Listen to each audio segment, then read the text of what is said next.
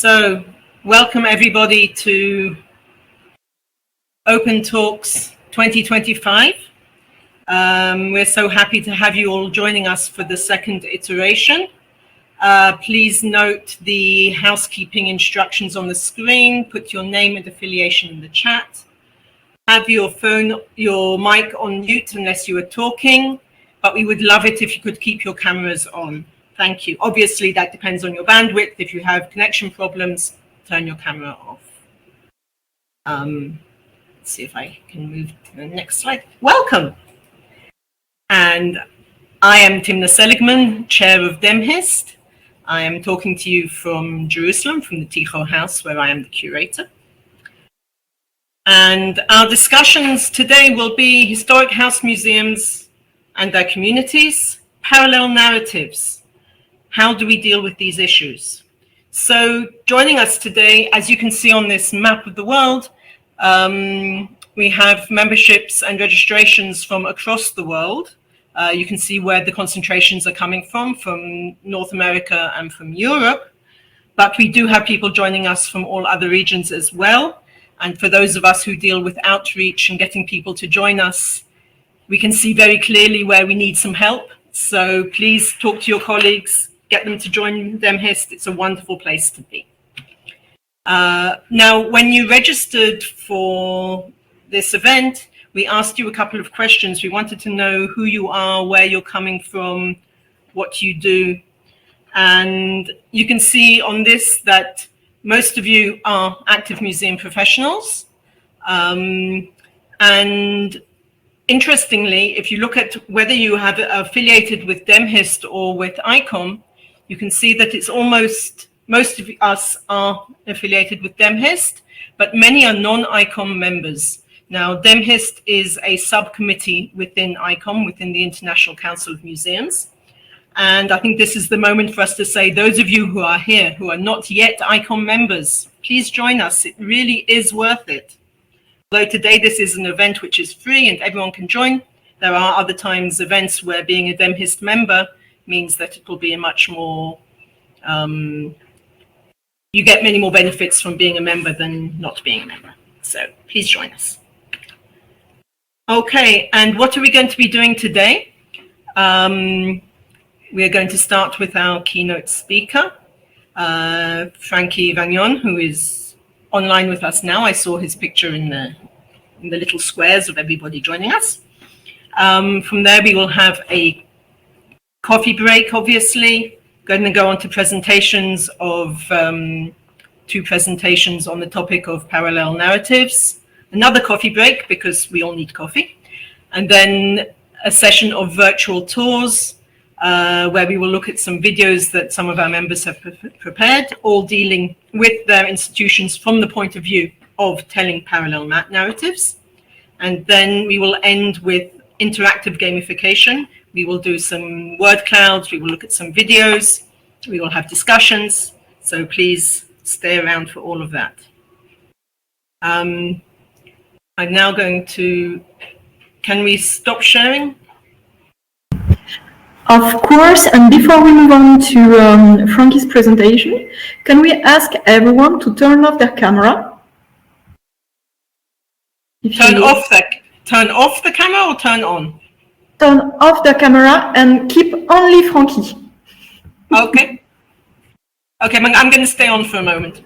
Yeah, you can.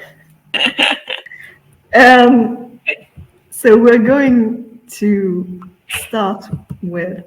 Okay. First, all right. So, Frankie. Okay. All right. So, just to introduce our keynote speaker, it's my great pleasure to introduce Franklin, or Frankie, as he's known to his friends, Vagnone. He is a visionary public historian and founder of Twisted Preservation Cultural Consulting, an internationally recognized firm transforming how cultural institutions engage with audiences.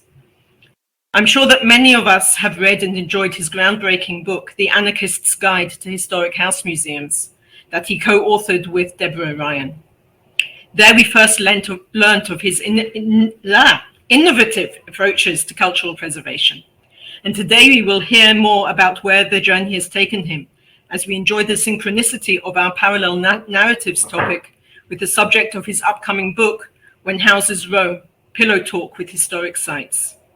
His talk today is titled Allegorical Interpretation, When Houses Row, and introduces the concept of allegorical interpretation as drawn from John Hayduck's insight that a house roams at night when its occupants sleep.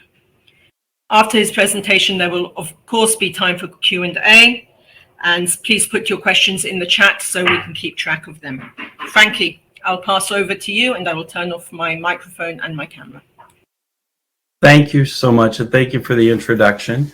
And you just did screen sharing, and it's up, so we're all set. I want to apologize before I get started, and that is that I'm afraid I'm not going to be very upfront about what I'm going to talk about and how it can affect your professional practice. It's really coming from a place of personal understanding of historic sites and historic house museums. Not only am I a public historian and I run history sites, but I'm also a sculptor and a kind of a cultural creative. So today what I'm going to talk about is this concept and how it has affected the broader spectrum of the work that I'm doing.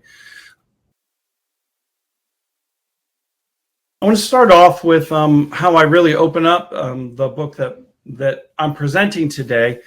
And there's a note at the beginning, and it says, I feel compelled to warn you that this concept requires an obsessive measurement of spaces that refuse to be measured, a precise documentation of things that won't stay still, and an exhaustive study of shadows that keep moving. Each coordinate must be meticulously recorded, though they all insist on drifting. By the time you read this, everything will have already moved. The houses refuse to stay in place. They roam while we sleep, carrying their histories with them. Side effects of listening may include chronic uncertainty about what exactly we're trying to preserve, and a persistent suspicion that the most important things are the ones that escape our measurements entirely. Now, I want to start off by presenting the fundamental notion of this talk is I'm coming from my identity, from my place. And I've been very open about this my entire career. I'm queer, dyslexic. I'm a dumpster diving sculptor. And most of my ideas and thoughts have been seen as marginal at best and really horrible at worst. I've been called a menace. I've been called too woke. I've been called too queer. You know, I just put all of this out there. And why I put this out there for this talk is that in actual fact, my identity is just as complex as what people are reacting against. I spent the first half of my life married to just an extraordinary woman. I have 3 daughters. I'm now married to a husband of 18 years. And we now have one of those daughters living with us, and we are helping to caretake our 4.5-year-old grandson, Jackson, which you can see right there. The reason why I'm sharing this intimate information with you is this is what the talk is about today. That every single one of you in this presentation has just as complex a life as I have had and I have right now. And your identities are just as layered and in many ways confusing as mine. And I often will ask, if you were forced into producing a history site that defined my life, just look at this photograph and tell me how you would, in a very stringent, narrow way, define my period of interpretation and what was the most important aspect of my life. And I think that fluidity of my life and the fluidity of your life is really a fundamental aspect of what we're talking about today. Now, My personal identity ranges from running history sites to doing conceptual artwork, using public history as a means to do artistic interpretations, all the way to being a sculptor. And I'm going to speak about these things and how these things have affected my understanding of history and the way we interpret historic houses. One of the first projects I just want to bring up is out of an understanding of how complex my personal life is. And please understand, I'm not suggesting that my life is so important that it deserves a mobile life museum, but this mobile life museum was an experiment in how public history and visual art could overlap. So when we talk about multiple narratives and multiple layering of ideas and concepts in a historic site, this mobile life museum, which is really about my stuff, my experiences, was an attempt at how one could deeply engage an individual narrative and still allow the complexity and layers and multiple interpretations. And I was very interested in this life museum being mobile, just like my life and my being has been mobile. And just as John Haydock talks about houses roaming at night when we're asleep, my life has roamed. And so it was very important that this life museum take on a quality of roaming, a quality that I could take it with me, just as I take my very being with me. And the ideas and concepts and experiences come with me. And these are some detailed shots. So it goes from being able to be totally closed up, they're individual boxes on casters, rolled to a new place, opened up, just like a kind of internal revelation of who I am, and that those things then become presented to those around me. I have for a long time collected objects, and I think all of you, being in the museum field, probably are exactly the same. And so part of this life museum was to, in some ways, look at the things that I collected and look at how those categories might allow the multiple layers of interpretation, how one might be able to see my life in new ways if we were able to categorize and present them through the Life Museum in different ways, changing context depending upon where we move to the Life Museum. Confusing? Yes, but far more accurate to my life and my being. Also, not only objects I created or collected, but these are objects that are deeply integrated with the very core of my life. As I told you, married to a woman for the first half of my life. Here's a photograph of us on our honeymoon. There's my wedding ring. There's my grandmother's icon that sat next to her bed. That when she passed away, it passed down to me. All of these things are deeply important to me. And how would I convey that information in an emotive, deeply held way? And you'll notice that I started to tag these objects because I thought the narratives and the stories were, in many ways, equal to the quality of the object. And you, of course, can take the next step that most of what we do in the museum field and house museums is define the object, and the narrative is somewhat divorced from the object. I also really searched through my world and pulled out things of significance which were text-based. So all of my sketchbooks for my entire life that I've kept, even secret ones like the middle one, that when I was ashamed to let anyone know about my sexual identity, I pulled that out. And all of these things together become the narrative of me and my life museum. Now, while looking for those text-based volumes, I also determined that it would be important for me to understand what were the primary books that have defined my life. And I started to pull out those primary books. And what I realized was that I annotated most of those books. And I also watercolored in the books. And I started to realize that the book itself became part of my life meaning and life message. And for instance, the first book, I would write poems in a poetry book.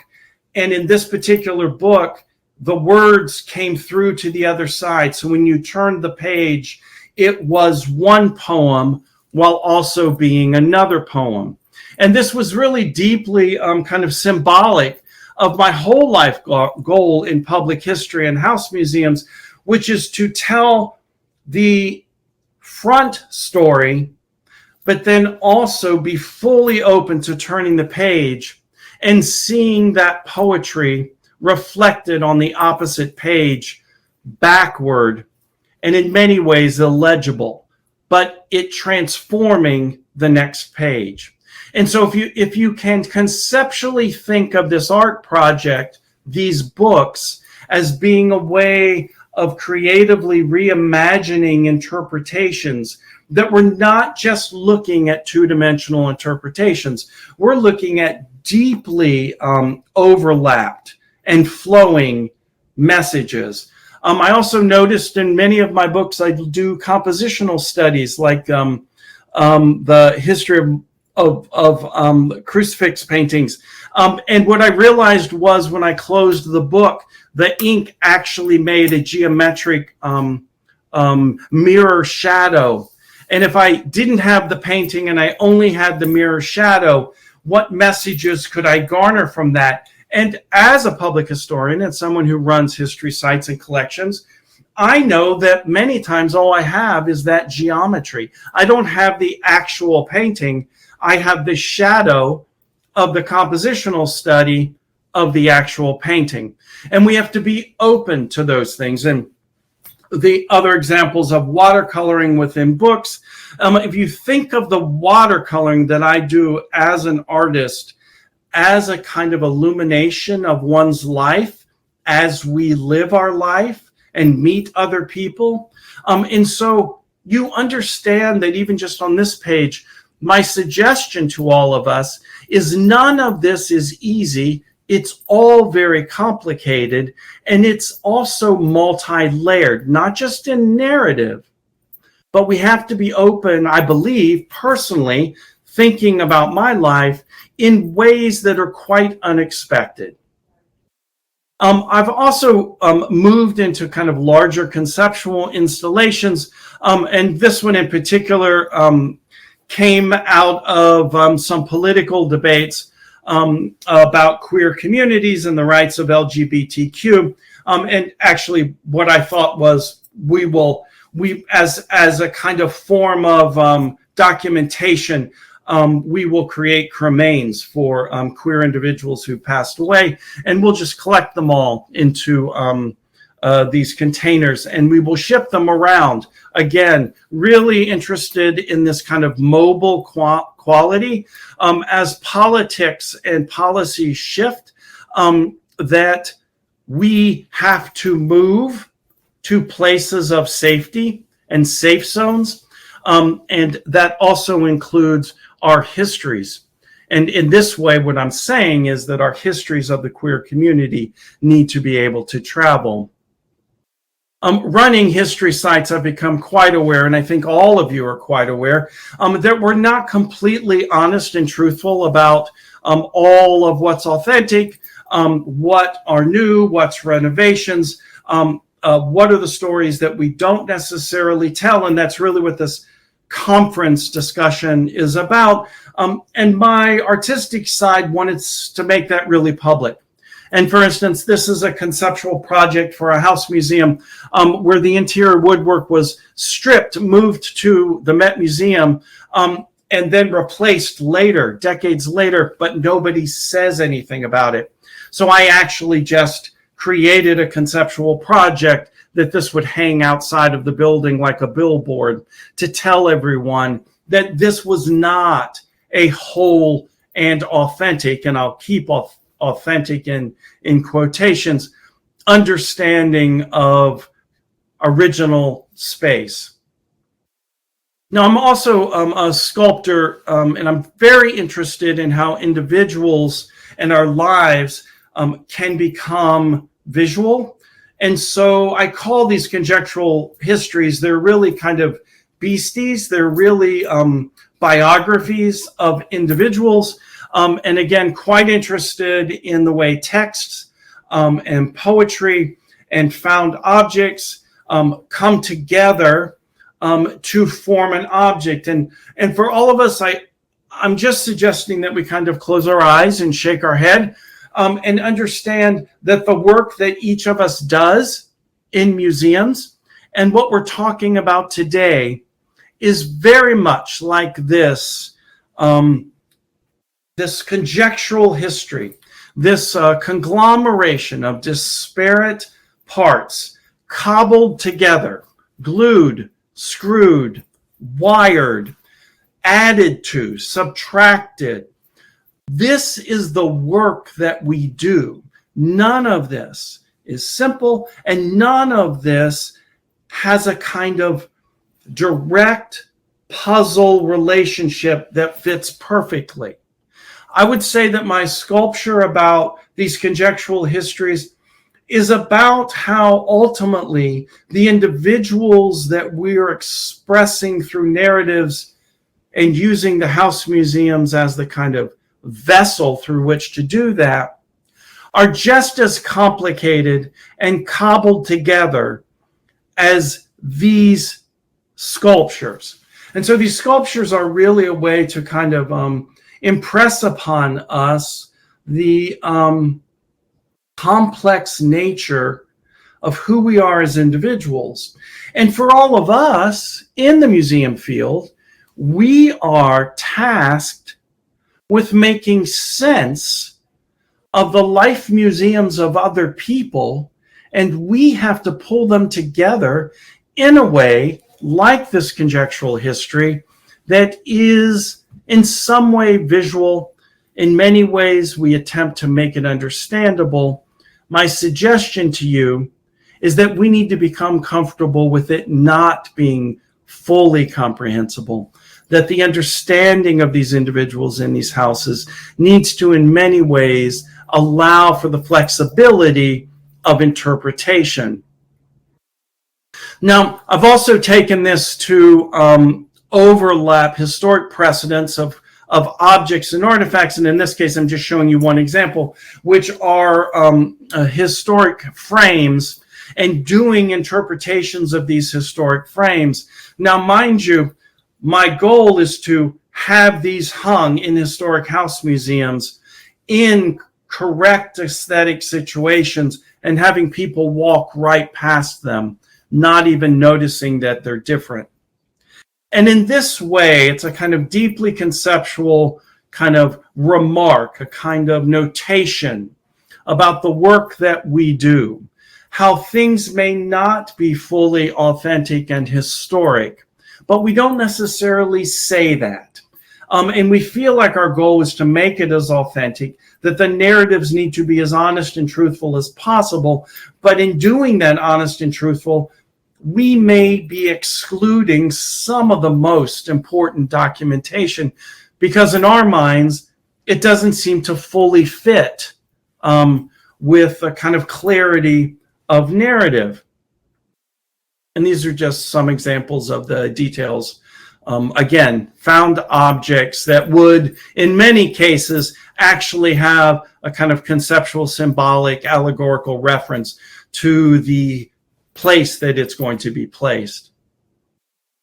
Now, one of the things that I've done in my professional practice, which probably is most directly tied to our conversation today, is probably more than 15 years ago, I started doing these things, one-night stands, which were I asked historic house museums if I could actually sleep in the house, sleep in the beds, use the tea set, sit on the chairs, use all of the collections in ways that they were intended to be used.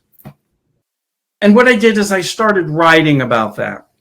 And there has been a really kind of subtle evolution of my writing and realization about these one-night stands. And I'll go into a deeper analysis, like the top row, where I'll produce architectural drawings and analyses of narratives and topics which overlapped my life experiences and things that I was going through, with a kind of allegorical element to the house. And then the photographing of me actually using the house, sleeping in the bed, sleeping on the open porch of the Gamble House in Pasadena, or using the actual bath of the Greenbelt House in Washington, D.C. And the map on the bottom just shows you some of the one-night stand locations that I've been invited to go to. And I'm deeply privileged to be able to do this.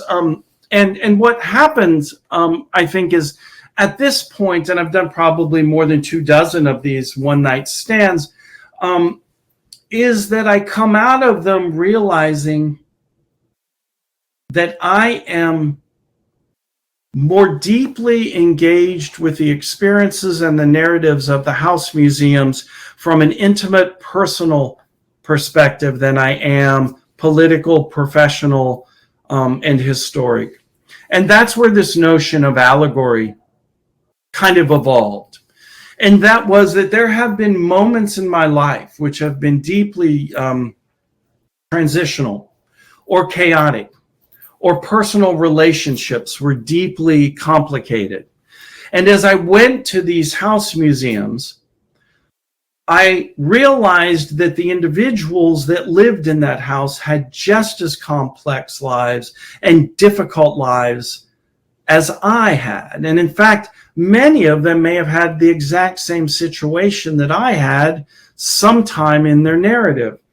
But most of the time, those intimate relationships were not expressed through the official narrative. And I kind of call that the kind of nationalistic narrative of why these buildings have been maintained and why the money is placed in them.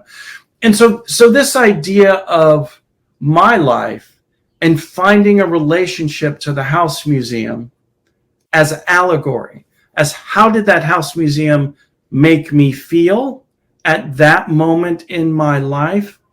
So what happened in my mind was conceptually that life museum that I created years ago is actually here. That life museum is conceptually my experiences. And I'm bringing those experiences and that life museum into all the house museums. I'm opening it up.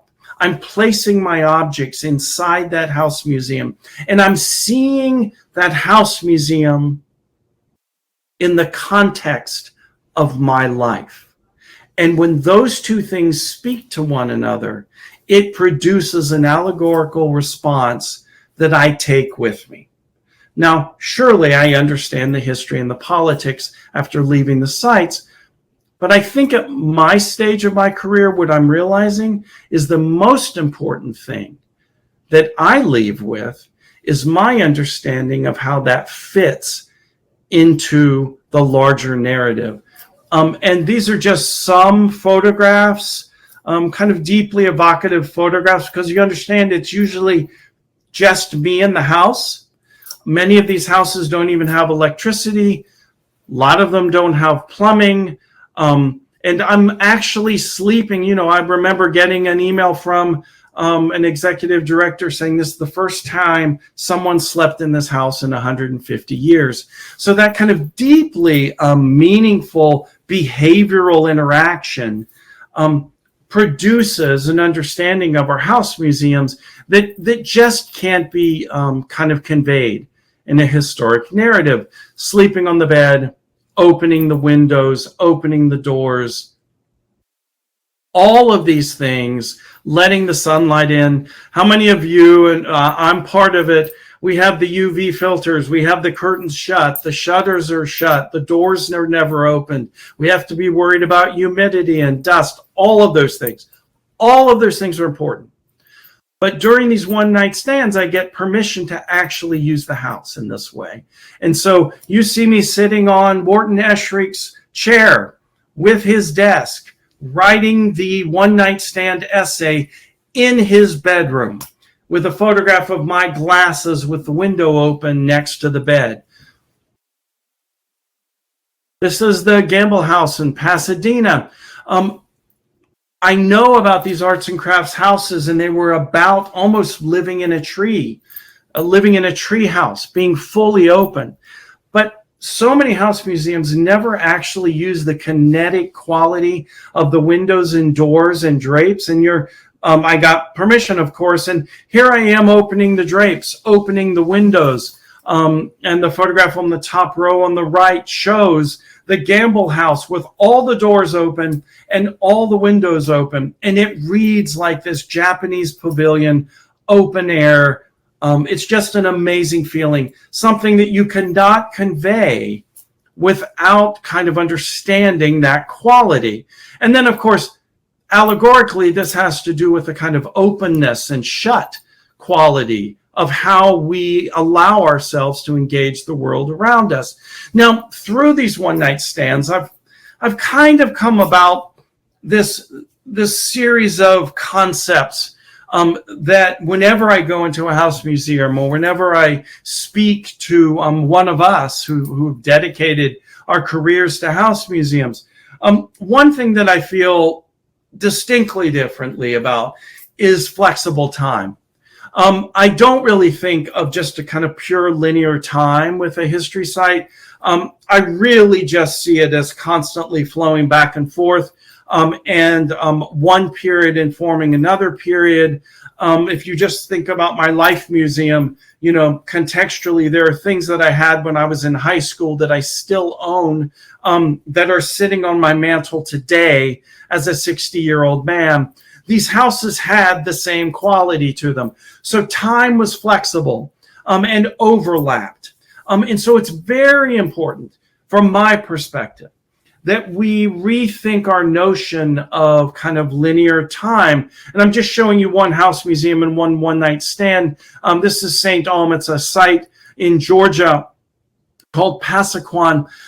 Born a young child in rural Georgia, state in the United States, queer, leaves because he has to, moves to New York City, becomes a sex worker, hustler, cross-dresser, has to go home to take care of his dying mother. So he moves back to Georgia, turns her house into this mad theater of queerness in the middle of rural Georgia. And you can clearly see how this timeline overlaps and informs itself. And this is probably one of the most obvious examples of, you're looking at St. Alm in the front of this house museum, completely decked out as if he was going to a ball in Harlem in 1928.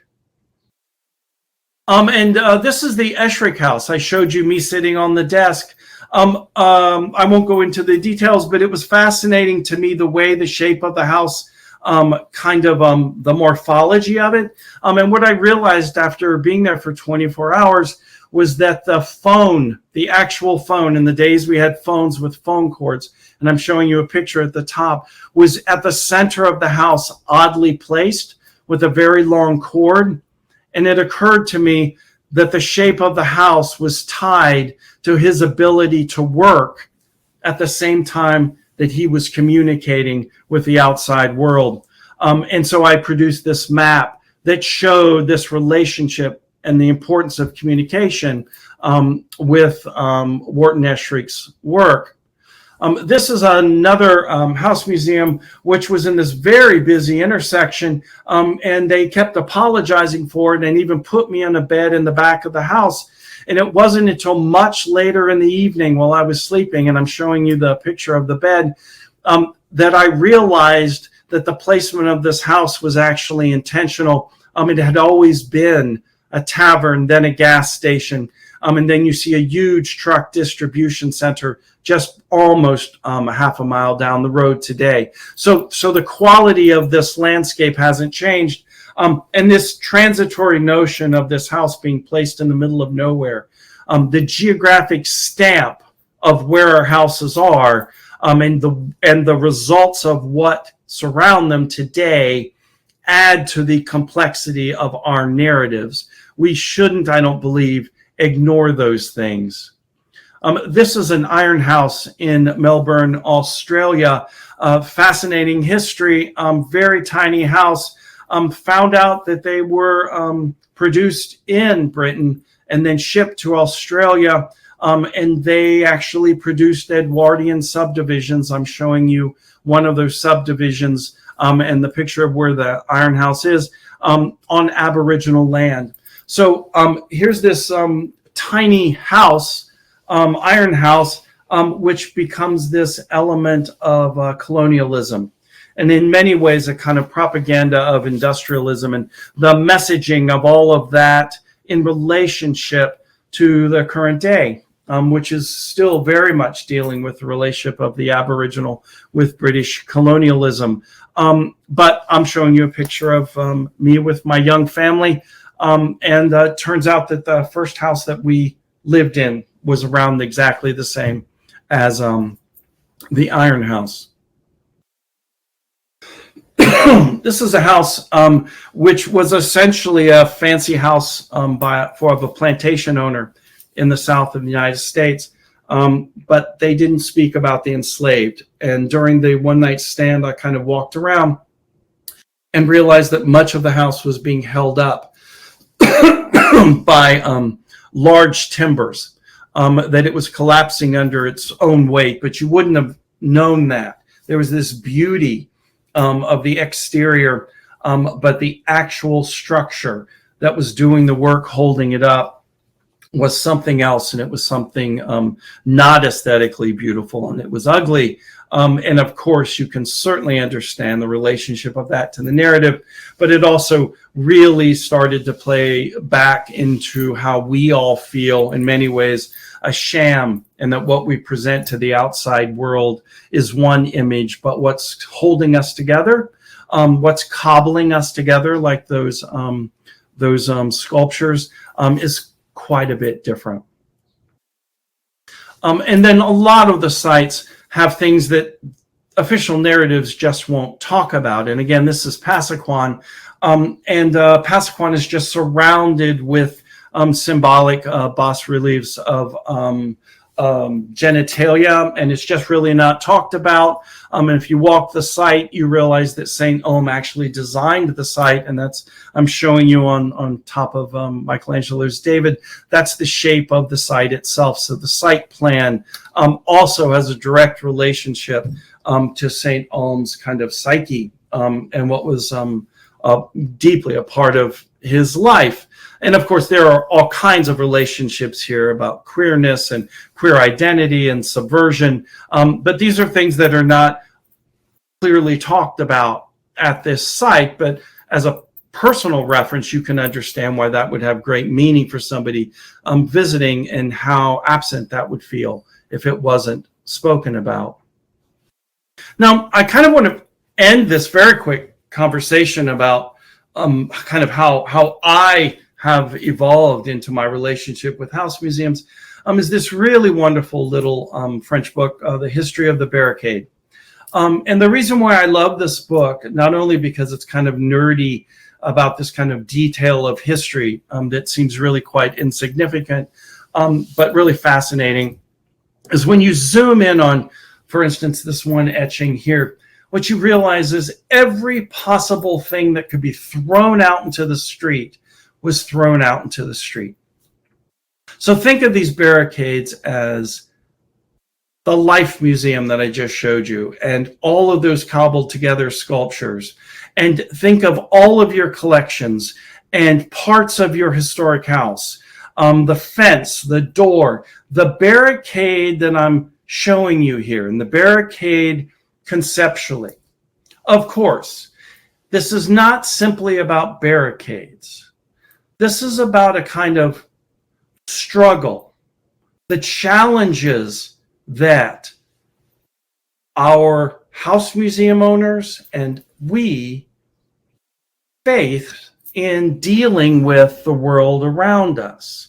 What are the challenges that we're faced? And of course, what that does is pushes me to, and what are our barricades today? In my place, in my career, at this point, I see the work that all of us are doing as individuals throwing items into a barricade. And alone, they may seem insignificant, and they may seem like they're not going to be able to produce a barrier against something.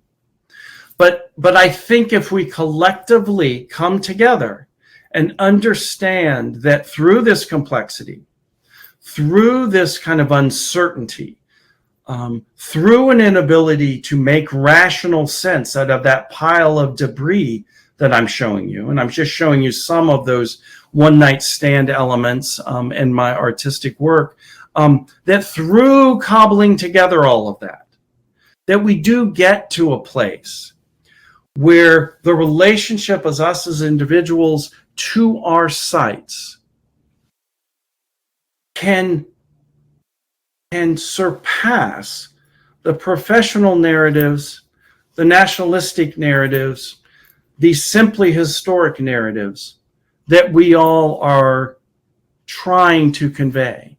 And I would suggest that the narratives that each of us are bringing to our house museums and each one of our visitors is probably more significant, life-changing, and to those individuals important than any of the narratives that we produce to educate those. And so I'm just going to end with the idea, the concept of when houses roam at night, its occupants sleep. And I would say that the kind of mobile quality of us as people also can help us produce mobile narratives that allow for that interaction. Thank you so much for asking me to kind of join you in this discussion. And I really wanted to present some ideas that would pull us out of the details when we talk about multiple narratives, to think that, you know, those multiple narratives exist whether we're aware of them or not. And when we go to sleep, those multiple narratives still are around and they go roaming. Thank you so much.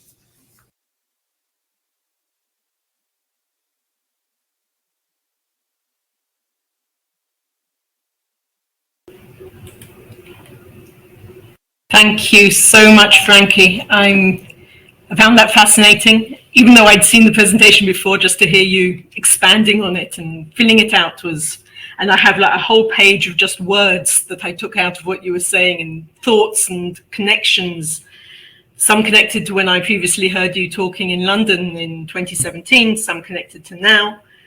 I think we have a few moments for Q&A. If anybody wants to ask something, please raise your hands. I don't know, I think we can maybe go back to, like, if everyone turns their cameras on and Timna, get rid of the big screen.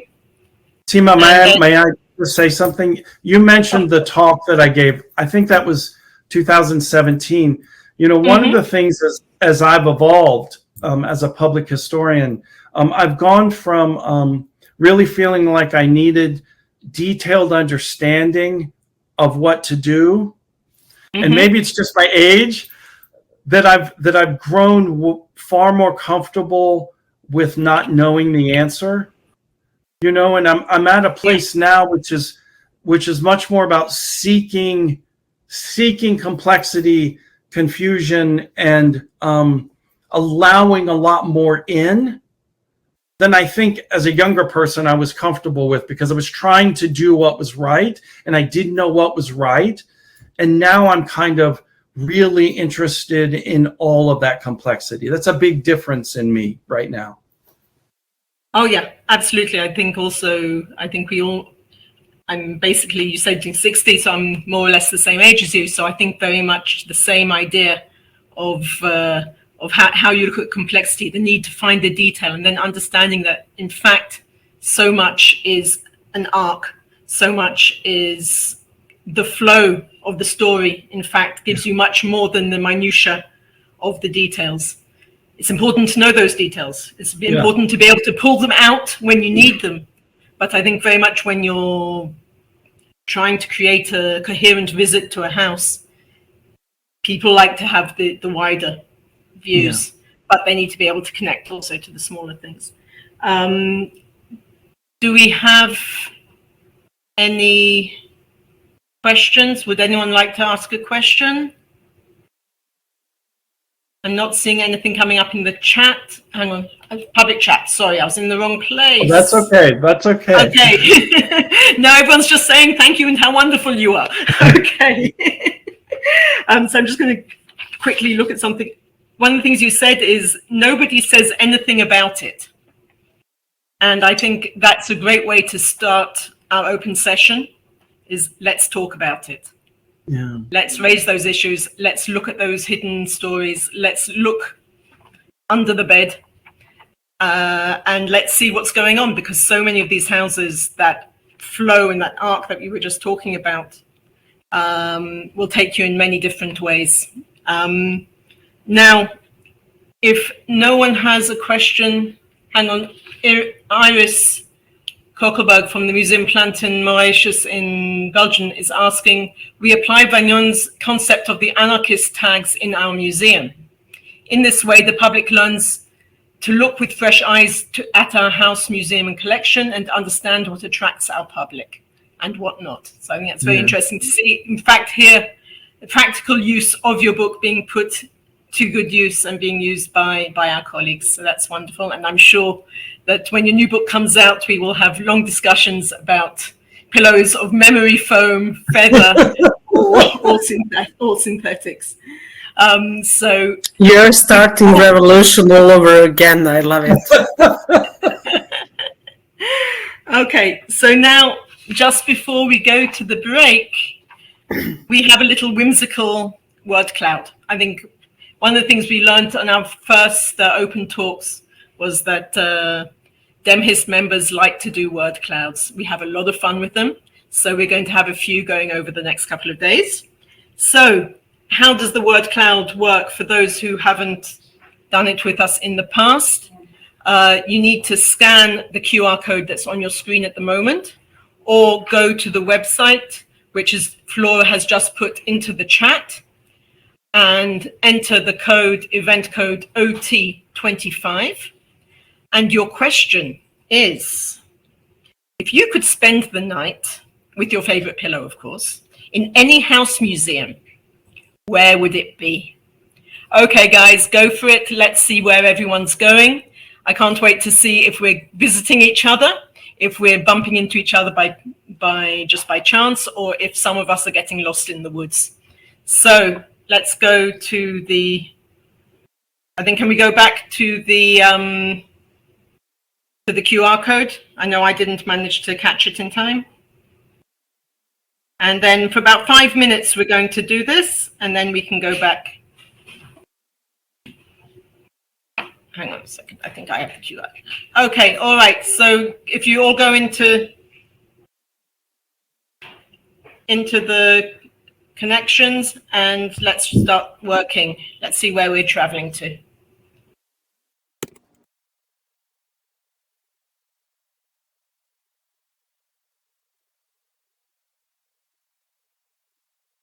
Oh, and you can put in more than one, by the way.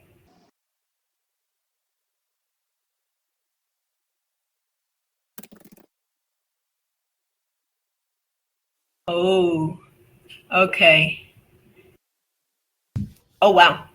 There's some interesting places going on over here. And some places we will be visiting over the next couple of days. I see Sleeper House is here, and I see Sir John Soames' house. So Albo Museum which some of us were lucky enough to visit last week or last month. And where else are we going? Oh, Derek Jarman House. That one I've not been to. Oh, I see that museum is becoming the main word here because everyone is obviously using that as a word. Are we staying mainly in Europe and in North America? Okay, guys, let's try to see if we can get out of our comfort zone a little bit.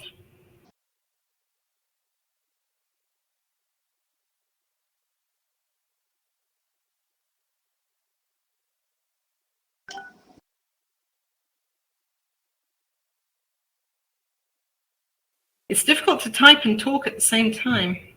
Okay. Winchester Mystery House. I want to hear about that one. I've not been there or heard of it. It sounds like very mysterious.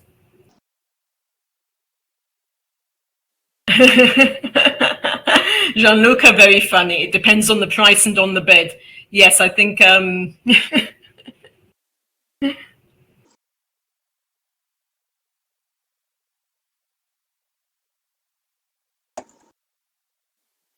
my own house museum. Okay. All right. I think, should we just do one more moment? I think we have many, many options coming up here. This has been wonderful. That's great.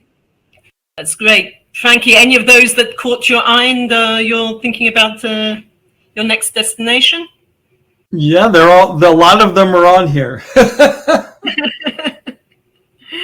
And does anyone of the participants, attendees, want to say what they wrote and why? Well, I said the Derek Jarman House because it's actually not a house museum, but it's a really important kind of site about a cultural culturally important moment. Mm-hmm.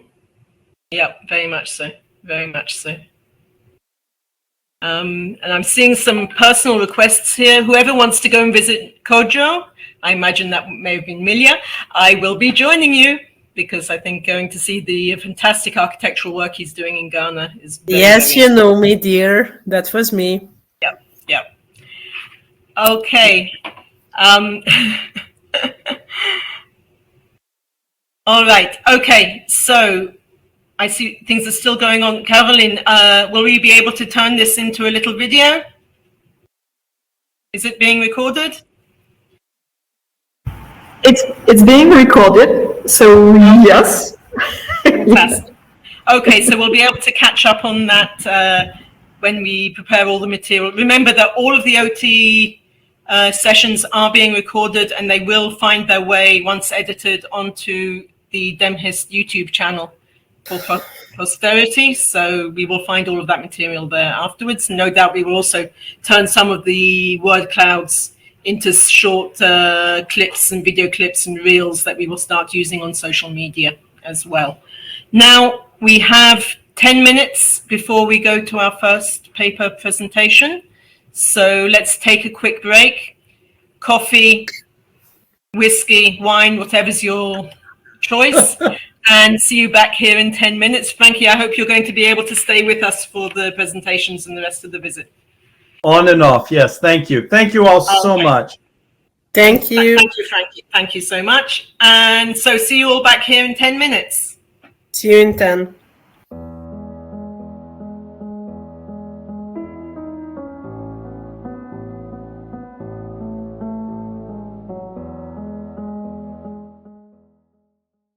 Okay, so let's start with our next part of the event. I'm going to hand over to our Vice Chair, Milja Stijovic, who will be moderating this session. Milja. Thank you, Timna. I just have a short comment on Frankie's lovely presentation.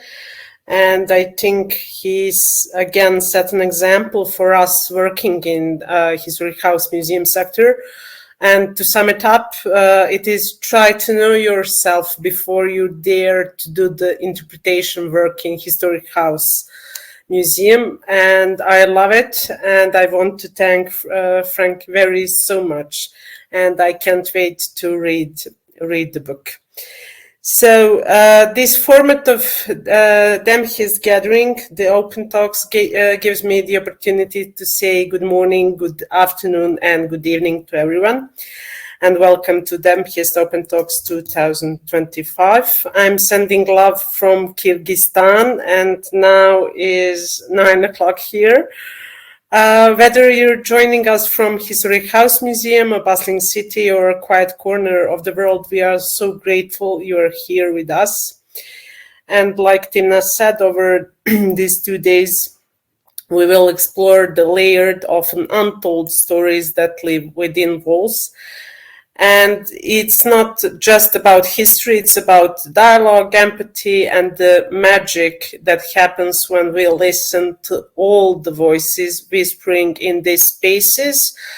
And let me repeat that because of Frank's presentation once again, because it is important for us. The magic happens when we listen to all the voices. So let's dive in together with curiosity, kindness, and maybe even a little courage. Thank you for being part of this conversation, and let's begin. In the first session, we will have 2 participants from South America and 1 from Europe. The format of the session is 10 minutes per presenter, and then I think we will have 10 to 15 minutes in total for Q&A segments. So I encourage presenters to keep the track of time. And all of you, please feel free to write questions in the chat, and we as moderators will read them.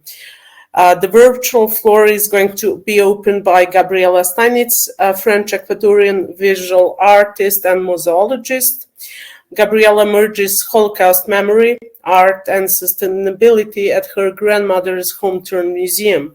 She'll discuss how her museum, dedicated to Holocaust survivor and artist Sieracka, intertwines art, memory, and sustainability to inspire ecological and cultural regeneration.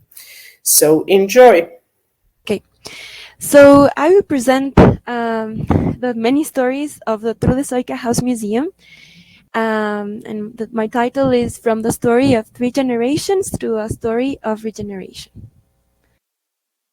So, first of all, who was Trudesoika?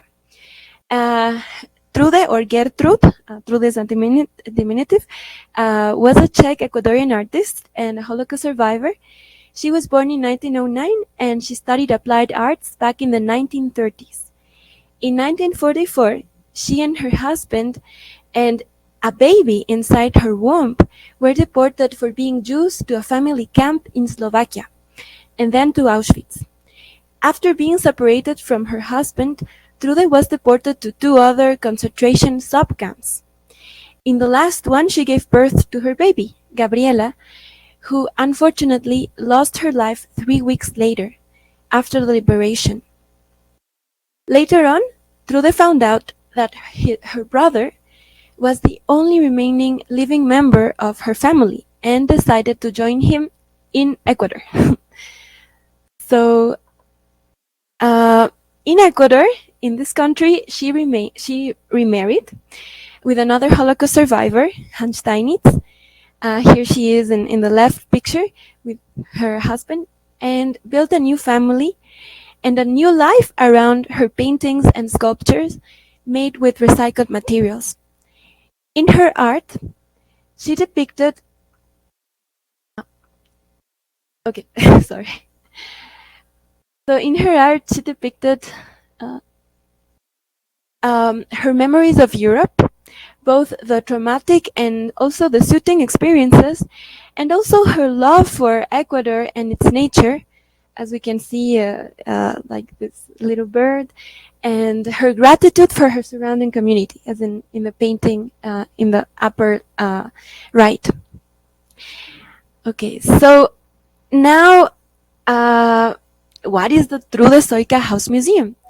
So this museum starts actually with a controversy, because when the artist Trudesoika dies at age 97, Her youngest daughter, who is also an artist, Anita Steinitz, wonders if turning the family house into an art museum and Holocaust memorial would be appropriate.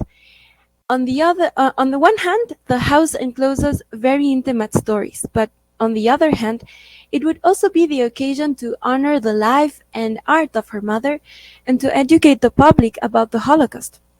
Actually, very few people in Ecuador are aware that there's a connection between the Holocaust and their own history. So Anita finally decides to open the house to the public in 2009, and later on, her daughter, Grabriela Steinitz, myself, I am also an artist, joins her in her work. So here is the family, my grandmother, my mother, and I in the house. While it was still our family house, and it still is, kind of, we still live there. And so soon visitors start coming, and we want to tell, and they want to tell their own traumatic stories, sometimes untold, and they realize the cathartic power of a single story. They also speak about collective and universal memories of migration, armed conflicts, racial or ethnic oppression, even environmental issues, among others. So little by little, by changing the permanent exhibitions and introducing new temporary ones, new parallel stories emerge, awakening from long periods of oblivion. Some examples are Ecuadorians who saved the lives of Jews during the Holocaust, while obscure alliances between Nazi Germany and Ecuador were taking place, like in this exhibition of the righteous in Ecuador. One of them was the savior of my grandfather, Hans Steinitz, and also an exhibition I made on this topic. Pieces of the puzzled life of the Stoica and Steinitz families before the war start appearing in the archives and reveal the imprints of the past 3 generations later. So I discovered these documents, and I made this exhibition with my own artworks. Some are conceptual. And finally, through the Stoica's paintings and sculptures, raise consciousness about the value of indigenous people and their cosmovision, and about the damage to the environment and culture, like in this permanent exhibition here we still have. So these are all stories that frequently we don't want to listen to because they can hurt. And now, back to nature. So there is a reason why through the Stoica depicted so often as a metaphor for her feelings. Depicted nature so often as a metaphor, right? So she needed to reconnect with nature, with the human nature as well, after experiencing a total detachment as a prisoner of a totalitarian, industrialized regime in Europe. In many ways, as I have been studying lately, our current society has inherited much of this system. We all have been disconnected from nature in some way, to the point that we are facing today a planetary crisis of pollution and climate change, alongside with many associated social injustices and violence around the world. Humanity is pointed towards its own destruction, and this is not something new. It is a direct consequence of the history we have created.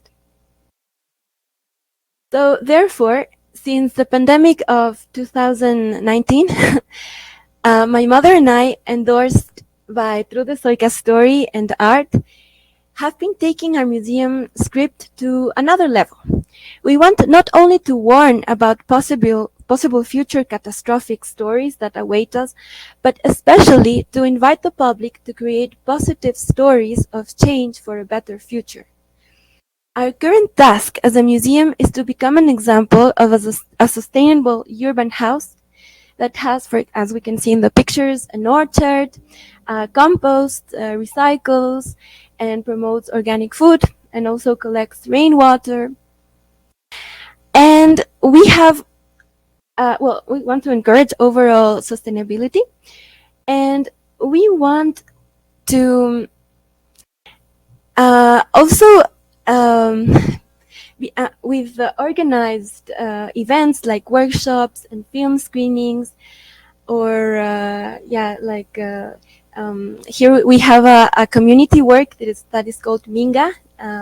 We want to promote the regeneration of the environment, merged together with history and art. Sometimes in our compartmented world, people tell us it is difficult to make a link between culture and nature. However, we firmly believe that if Trudezojka was able to heal herself through art, as we can see in this last slide, the Phoenix Bird, an iconic painting of Trudezojka. So if she was able to heal herself, we can also use this tool to heal our own generational traumas, so we can then move forward and heal our environment and eventually regenerate nature. That is inside, that is outside of us, but also inside of us. So these were the many layers and reinterpretations of our story in our house museum. Thank you very much. And thank you. And I just want to remind speakers to turn on the camera for us to while we are recording. And for all of you listening, don't forget to write in the chat, in the public chat, the questions, because after the third presentation we will have Q&A. Thank you so much.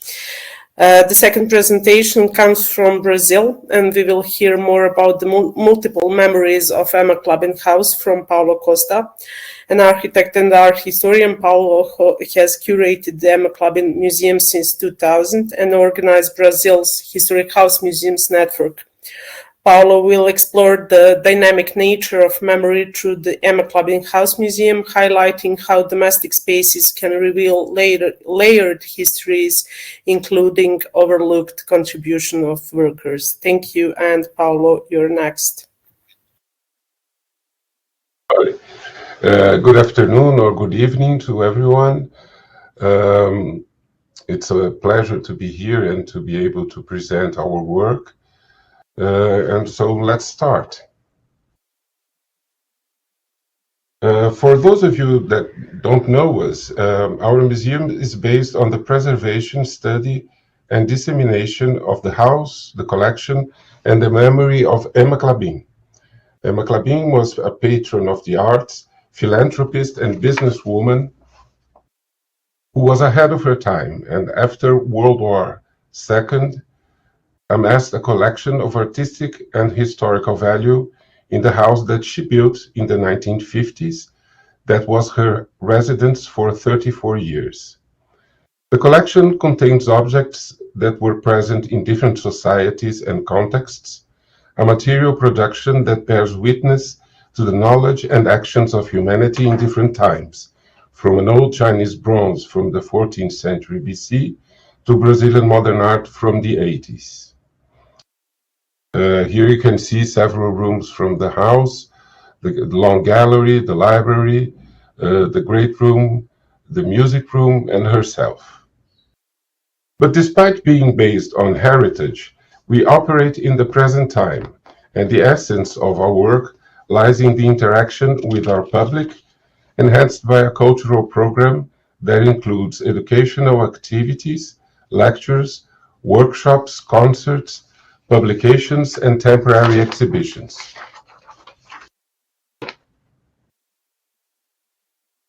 In the beginning of our work, we faced the challenges of transforming a house into a museum. At first, we concentrated our efforts in understanding the history of the collection and the motives behind every acquisition. We are able to show this perspective to the public in 2004, when we did a large exhibition in museums in São Paulo and Rio de Janeiro, before we opened the house to the public visitation in 2007. Since then, we are always trying to improve our narratives in order to better communicate with our public, as well as expand our knowledge of the collection and the life of Emma. Here in the photographs, we have a photograph of that exhibition in 2004, which has a linear narrative, and the house as it was when Emma lived there. So you can see how different it is and how the narratives have to change.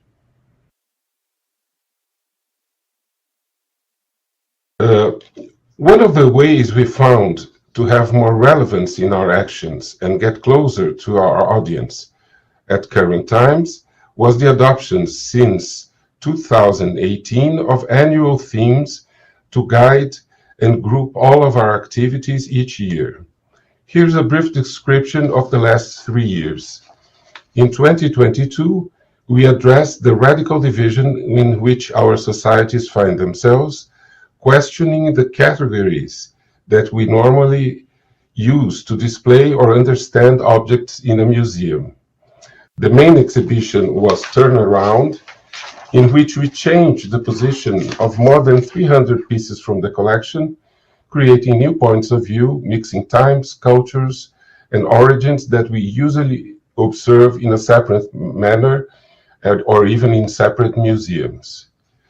In 2023, the theme was the said and the unsaid, and we discussed such contemporary questions as fake news, censorship, and the propagation of information by exhibiting a selection of rare books from the first 2 centuries of the printing press. These books belong to Emma Klabin's library, and all these themes were already there in the beginning of the printing press. Last year, we discussed our colonial past by exhibiting an album of prints depicting views of Rio de Janeiro from the early 19th century by a Swiss artist,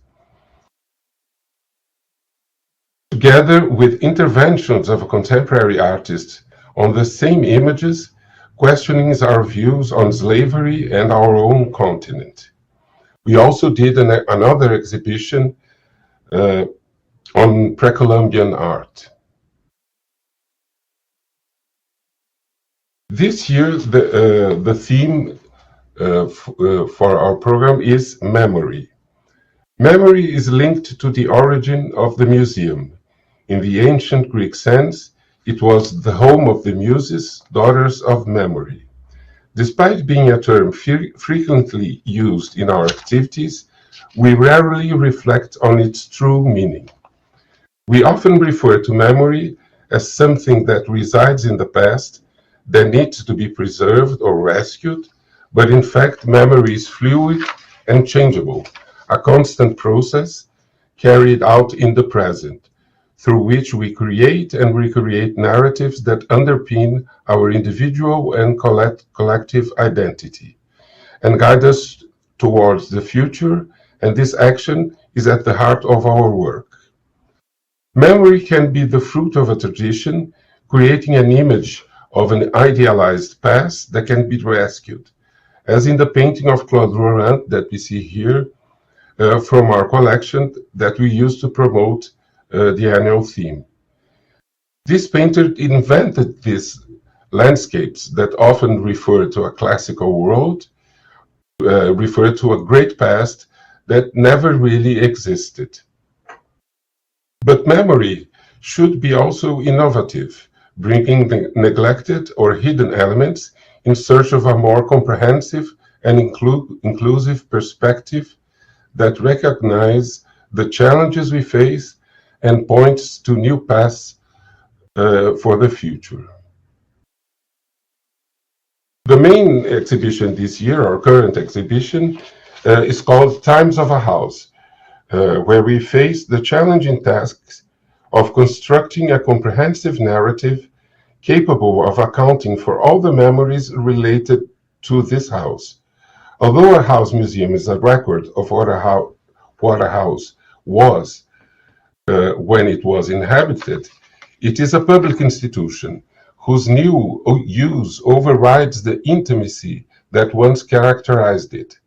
In principle, the familiarity that we all have with the act of living would allow us to sufficiently understand the meanings expressed by the house and by the objects contained in it.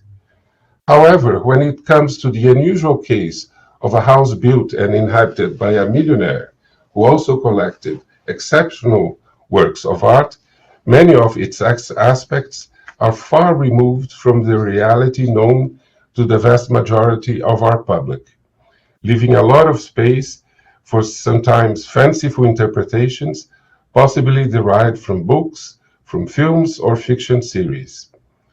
Emma Klabin lived in this house for over 30 years, but she is far from being the only character in this story, which also includes the employees who work and live here, as well as her guests and family members.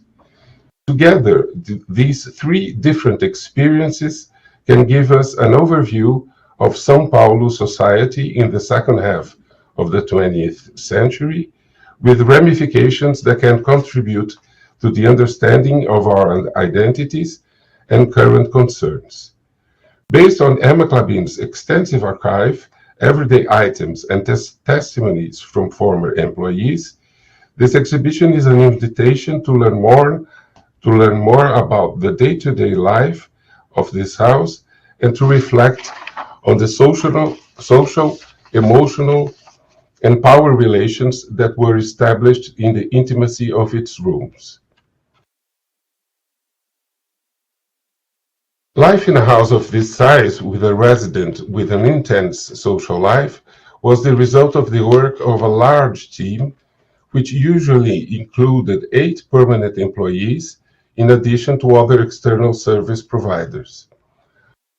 All of these required great organization and control, as revealed by Emma's notes in her diaries and notebooks. The exhibition begins in the area of the former servants' lounge and pantry, and we aim to recreate part of its original setting, displaying objects used for preparation, service, and other household chores, together with photographs taken by the employees themselves. On this table, for instance, we inscribed the names of all the employees that worked in the house with the dates in which they were there. And you can see also an old photograph from the employees. It is important to note that to these days, in their testimonies, employees express great gratitude and admiration for their former boss and show nostalgia for the time they worked there. But we should also reflect a little on this idolatry. Even if it was not intentionally desired or promoted by Emma, could it be a way found by the employees themselves to deal with all the time and work dedicated to someone else's life? In the next sections, we talk about the guests, the intense social life that occurred in the house, displaying objects and documents that give us an overview of how the house was built and equipped exactly for the purpose of being an exceptional space in which she could position herself as a sophisticated hostess.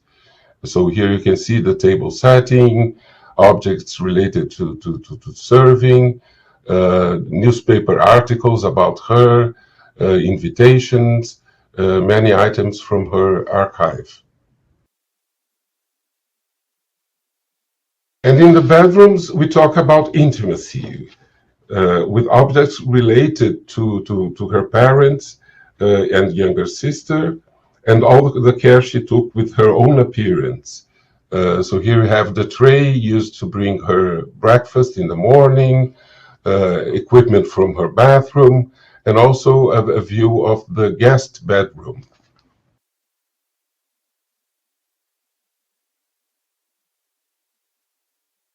In this exhibition, and I would like to talk about another important strategy we have used over the years, which is the commissioning of contemporary art installations. The sensibility of these artists is always capable of bringing new elements to our perception, with a sensitivity that goes far beyond the capacity of us curators. In this exhibition, we included photographs of the installation The Service of the Ants, created by artist João Loureiro. It consisted of a small train that moved endlessly through the house and garden, carrying plates decorated with figures of small ants cleaning up the house after a big party.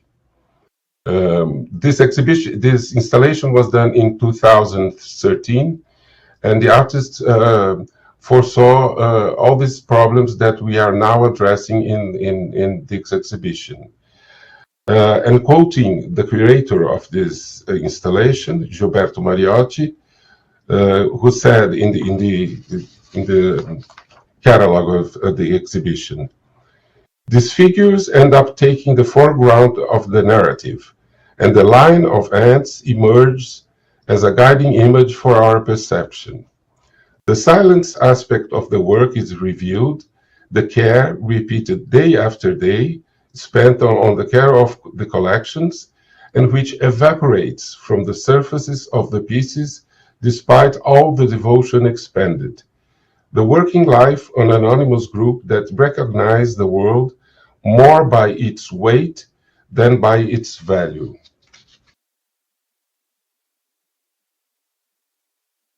That was a quick overview of the exhibition. We opened it 2 weeks ago, and it has been very successful, sometimes bringing emotional responses from the public. And we would also like to invite you to our next Brazilian meeting of historic house museums, whose title this year will be Awakening Identities, the Multiple Narratives of a House Museum. It will happen next August. Thank you very much. Thank you, Paulo. Thank you for this inspiring presentation. Stay tuned for Q&A. I don't see any questions, so please write questions for Paulo and Grabriela. And now, to conclude this session, we are moving to Poland, and it is my pleasure to announce to you Joanna Sieracka from Józef Pilsudski Museum, challenging the divide between Pilsudski's public legacy and private family stories, especially his wife Alexandra's political agency. Joanna will examine the gendered division of narratives in the museum and efforts to elevate the stories of women like Alexandra Pilsudska. So, Joanna, the virtual floor is yours. Yeah, hello everyone from Stijovic, Poland.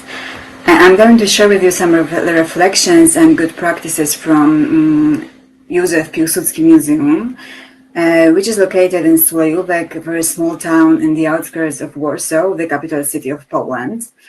The museum was founded in order to spread knowledge about Józef Pilsudski. You can see him sitting on a horseback. Pilsudski is one of the most important figures in Polish history. He was a revolutionary commander-in-chief and a statesman, known as one of the fathers of Poland's independence, regained in 1918. Our museum comprises 2 pillars. One of them is a historical manor house immersed in green garden. You can see it on the right. This is where Pilsudski, together with his family and having withdrawn from politics, moved in 1923. The second pillar is a new modern building, the one that you can see on the left, which houses offices, education center, and a permanent exhibition. This 2-pillar spacious structure is followed by the division of meanings. From the perspective of the main theme of our open talks, it seems to put us in a very comfortable position. It lets us simply tell 2 parallel stories. Spacious exhibition aims at presenting public biography of Józef Pilsudski with the focus on his political thought. It's presented in a broad historical context of Polish nation independence struggle and reconstruction of the country. In a time capsule of historical garden and manor house, we move away from what's usually recognized as history and tell stories about the private and the local. Piłsudski's family life, shared with his wife Alexandra and their daughters. We also focus on their neighborhood and complicated past of the manor house, deep-rooted in the experience of local community. To give you an example, after the Second World War, there was a kindergarten in the manor house for a couple of decades. However, there are some risks and challenges that this clear division of narratives entails. It potentially reproduces traditional construction of public sphere, which is based on a series of binary oppositions such as national versus local, so-called universal, which means gender blind and masculine or masculinized, versus feminine or feminized, and finally, biographical or individual versus social. Challenges that we face result from the hierarchy which is inscribed in this structure. Those terms that you can see on the left are perceived as more important and more valued, while those on the right are often devalued and seen as not worth of being a part of history with capital H. What exactly are the challenges that we face? For today's presentation, I identified two of them. The narrative of permanent exhibition, the one that presents public national history, is masculinized and focused on Piłsudski. Stories about women, especially Aleksandra Piłsudska, are told during manor house and historical garden tours, which relegates them to the private sphere and reduces women's achievements to their roles in private life, which is where they belong, according to this traditional divide. It's worth noting that Aleksandra Piłsudska was not only the Marshal Piłsudski's wife, but also had her own public achievements in the field of independence struggles and social activism. She was a Socialist Party militant, commander of couriers and Polish legions during the First World War, a fierce supporter of women's voting rights, and tireless social activist. Besides, what's of great significance for the museum, it was Piłsudska who bought and owned the parcel on which the manor house was built. Although the institution I proudly represent is called Józef Piłsudski Museum, not the Piłsudski's Museum, the manor house was inhabited by both of them, and we should attempt to do epistemic justice to Aleksandra as well. And another challenge that I would like to focus on today is connected especially with the tension between the national and the local, and the biographical or individual and the social. By privileging national history and biographical narrative about Piłsudski, there is a risk of marginalization of the contribution of local community and authorities to the creation of the museum.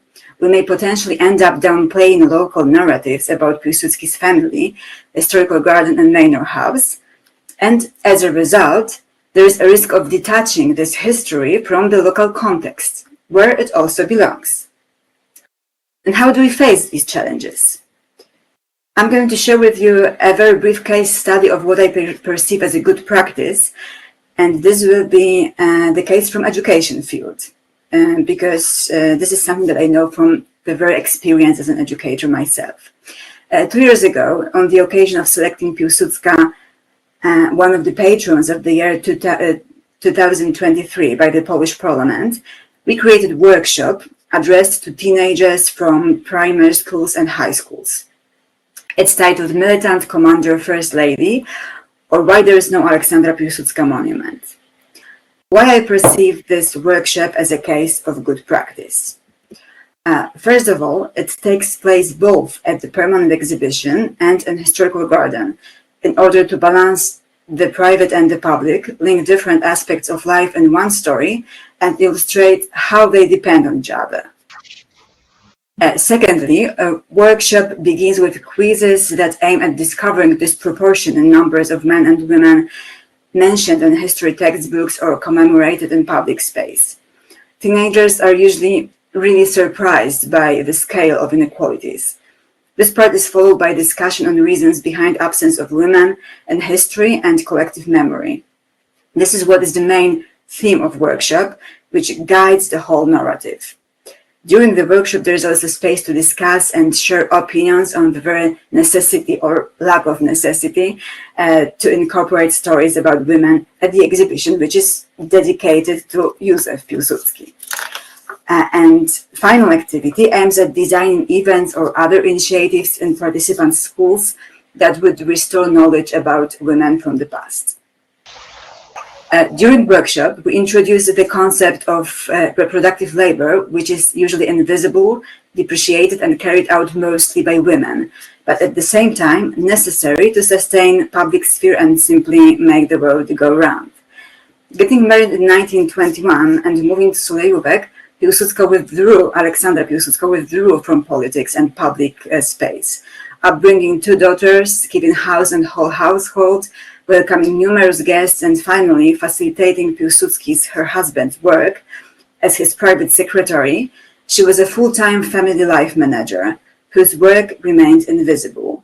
It does make sense that we focus on her roles as wife and mother, because this is what she was devoted to while living in Stijovic. But by introducing the concept of reproductive labor, we can re-evaluate these roles and women's role in history in general, as well as emphasize significance of everyday life and local historical narratives. We can also link past with present and everyday experience of participants by engaging them in a conversation about contemporary gender-based differences in time budget and double burden carried by women. And last but not least, focus on the issue of erasing women from history and the concept of labor, of social reproduction, which are 2 main themes of the workshop, allows us to include other women in our narrative, such as Adela Hajbutowicz, who worked for the Piłsudski's family as a cook, or kindergarten teachers who used to work in the Maino house. It provokes discussion on what is worth of being a part of history, in which participants with different needs or expectations, both those from local community and those who come to Stijovic from distant locations, can emotionally engage. And at the end, I would like to add that there is obviously a fly in the ointment. The workshop I was talking about is not very popular.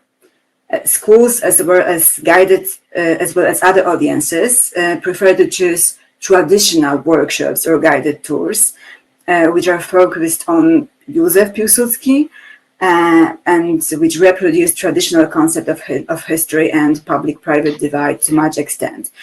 It takes courage to offer this kind of workshop, by definition directed to a very narrow audience. But in my opinion, this is the risk worth taking, because this is the only way to spark discussion about what's counted as history and who is worth being commemorated, which is something that museum as a public institution is somehow responsible for. Thank you. Thank you. So we need to go back for questions for the first presentation. So the first one was from Ximena, our board member. Can you please explain us how do you manage to live comfortably in the house while having it open for the public? I had a similar thought, so I hope that Grabriela is still with us to answer. Are you there? I can see she's here. Okay, I'm sorry, because of my connection. My internet connection is not very good. Yeah, so for the question, we actually have adapted a part of the house.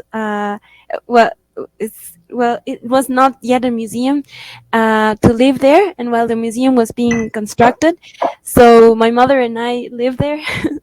And we actually use some parts of the houses as in our daily lives. Like, for example, there's the dining room, and we still use it sometimes to eat there, lunch or whatever, and invite other people. So it's kind of like our house is still our family house, and we're inviting people inside, and as it's our family history, we invite them to become part of it, something like that. So that's it. Thank you. Yes, thank you. Other DEMHIST members maybe remembered my presentation about privately owned houses and families living there in Belgrade Historic House Museums. Some of you had the opportunity to see them, and especially the house of Jevrem Grujic, and they shared similar problems with you. So it's really lovely example. So to go back to questions, I think we don't have time. So I need one question for Paulo, and it's from Gianluca. Clubbing seems to promote European international style, ignoring the efforts for an original fusion with folk Brazilian motifs that produced already in late 30s and in 40s, for instance, Villa Lobos. Is this true? If this is true, why that? I believe that mostly because she, although she was born in Brazil, she spent most of her youth in Europe. She studied in Switzerland and in Berlin, and she even did some university courses in Switzerland. So she has developed an European taste and also a kind of European gaze for her collection. The house itself is inspired by the palace of Sanssouci in Potsdam, near Berlin. So she has this foreign gaze to the collection. But also, we didn't display in this presentation, but she has a very nice collection of Brazilian modernist art. So, but the collection is so varied that it gets lost in the ensemble. Inspired, I have a question for you. Inspired by our visit to Madrid's Historic House Museums, we had a talk amongst our board members of DEMHIST about contemporary art installations in the museum. And how do you respond to that? Like, how do the contemporary art installation in the museum challenge traditional interpretation of domestic spaces? Are you pro or against it? And what's your opinion on that? No, totally. I'm totally pro. I think what I tried to say in the presentation, that the contemporary artists, they have a different perspective, and they are able to talk about subjects that you usually don't talk in our usual narrative. They bring some new ideas, sometimes controversial, but it's very important that it also attracts a completely different kind of public to the museum, because we are regarded as this old house with old things, and to have contemporary art is also a way of attracting younger audiences to the museum. Thank you so much. And Caroline, question for you: do we have time for two questions for Joanna? I think we can take the time, but we will shorten the break because we're running late. So if we keep it short and we will take a micro break, okay, it will be okay. Okay. So again, from Remco, okay. For Joanna, is there pushback from the museum administration to give up on it because of that? What might be considered a waste of resources or it not being revenue generating? Thank you, Remco. Well, not really. We have a very broad offer. We have a lot of workshops, a lot of guided tours. So actually there are many topics which are not very popular, and we have some organizational arguments to keep them. And when it comes to this particular workshop, we have also this argument which is connected to our mission and the idea that we want to restore the history of women and so on.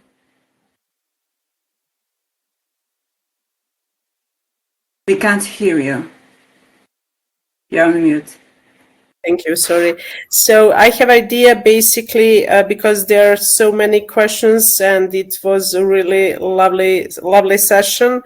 Maybe for the three of you to answer on the public chat to the questions that I didn't manage to read, or because we don't have time, and now we can have that short break. Caroline, thank you so much for the time frame, and see you after the break with continuation of open talks with virtual tours. Okay, so thank you, Milja, for moderating the previous session, and I'm happy to ask Ximena Jordán, DEMHIST board member, to moderate the next session of virtual museum tours. Ximena. Thank you. It is a pleasure to moderate this session. We are going to see 2 museum tours, and they are pre-recorded. You can, for the subtitles, you can you can activate them from the YouTube if you wish. And I am going to present the first one, Mario Nascimento, from Museum of Lisboa, Palacio Pimenta, Portugal. This presentation is about Casa Beba de Lima, a case study. And do please write your questions in the chat, and you can also react clapping or making happy faces while the video is on, or of course after the presentation. Thank you.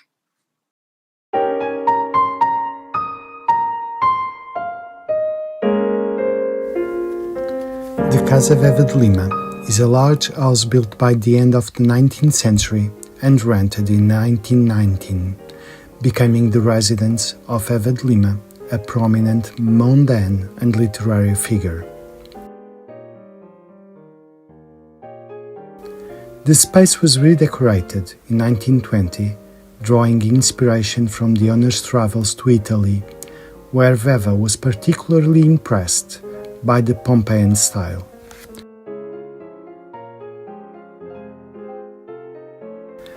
This fascination with Pompeii manifested in the vestibule and staircase area, featuring striking black and red plasterwork, natural ceiling light above the stairs, and water effects like the shell-shaped fountain with a plaster model of Venus.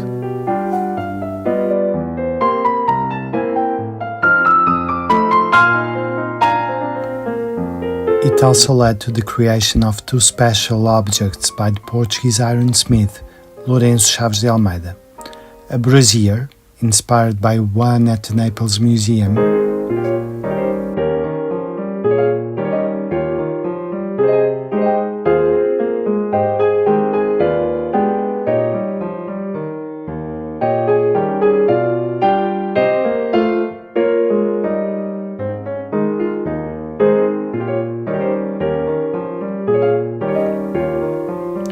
and a lectus, a classical Roman-style couch or daybed. During the creative process, Beba played an active role in making corrections to the ironsmith's work, adapting it to her idealized object. While redecorating in the 1920s, she published a book named Ultimo Lampadario, The Last Torchère or The Standing Lamp, and both the interior and furnishings mimic details of the heroine's house from the novel.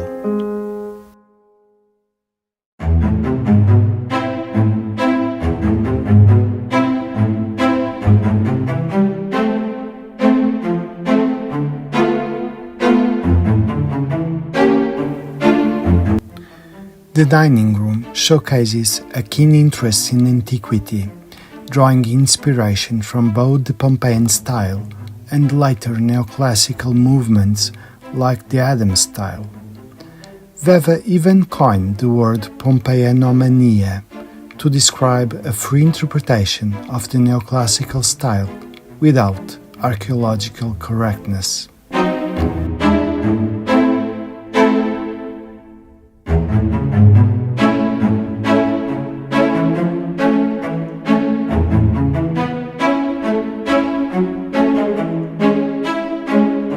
She even commissioned a portrait set in a Pompeian scenario, which closely aligns with fashion trends of the 1920s dresses.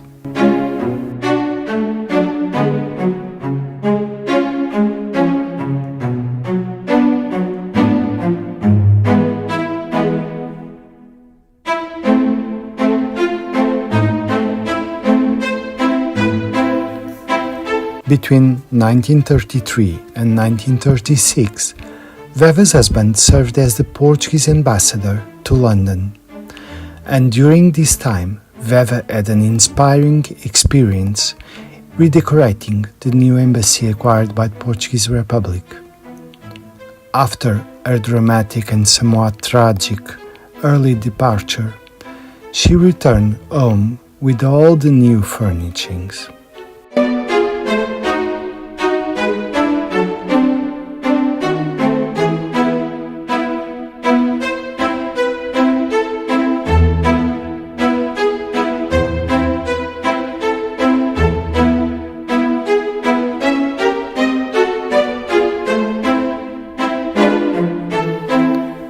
This room closely resembles the embassy's Red Room, featuring Portuguese classical furniture used as a political program, and it also leads to the salon.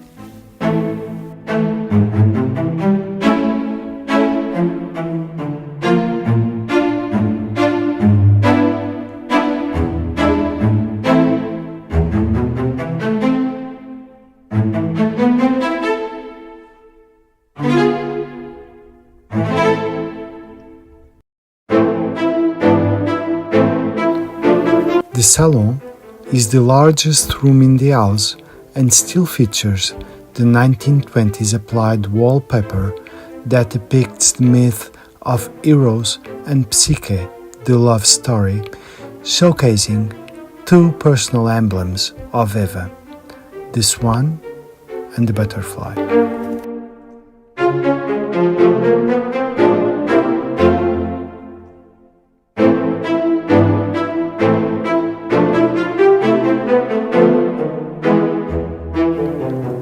In 1940, the original pilasters in Scaiola were concealed with mirrors and adorned with Pompeian motifs. This glittering decoration reflects subtle shifts in taste from the 1920s to the late 30s, and it was quite different as shown in a 1941 magazine article.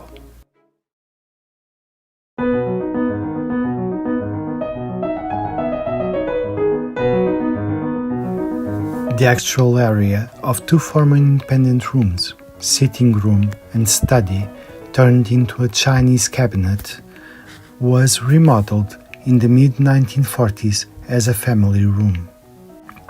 It was redesigned in a Dutch-inspired style, reflecting our personal taste had evolved over time. The renovations adapted to our social class new aspirations, ideals, and visions.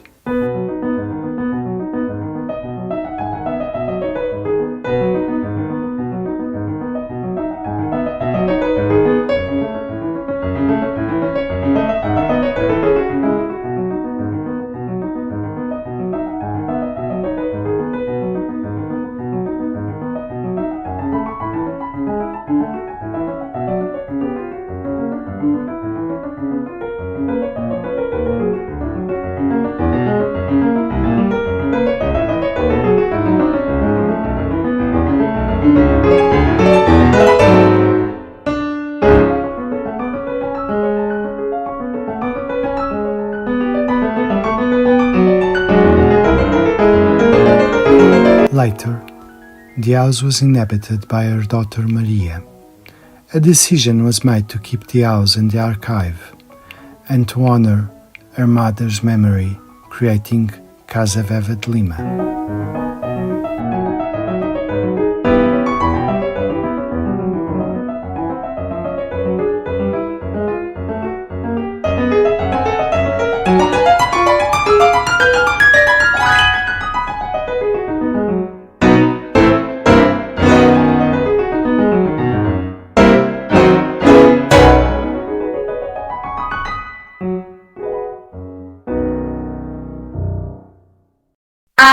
Sorry. Thank you, Mario, very much for your presentation. For all the attendance, I pasted a short abstract in the chat, so everybody can read it, and it was a beautiful thing to see. I'm going to also write a question for you later. So now we are going to continue with our next virtual tour presentation. This is with Maria Gravovscaia. Sorry if I am not pronouncing correctly. Maria Gravovscaia. A Pushkin House Museum at Moldova. Genealogy in the Golden Triangle of Old Chisinau. I am also going to paste in the chat the abstract, and we are going to also wait for your questions in the chat and your impressions as well. Thank you.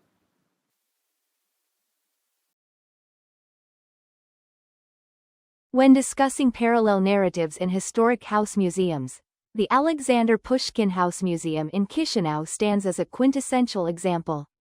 This site encapsulates multiple interwoven stories: the life of the poet himself, his exile in Bessarabia, the complex history of the museum's establishment and its 75-year existence, and the broader history of early 19th century Moldova.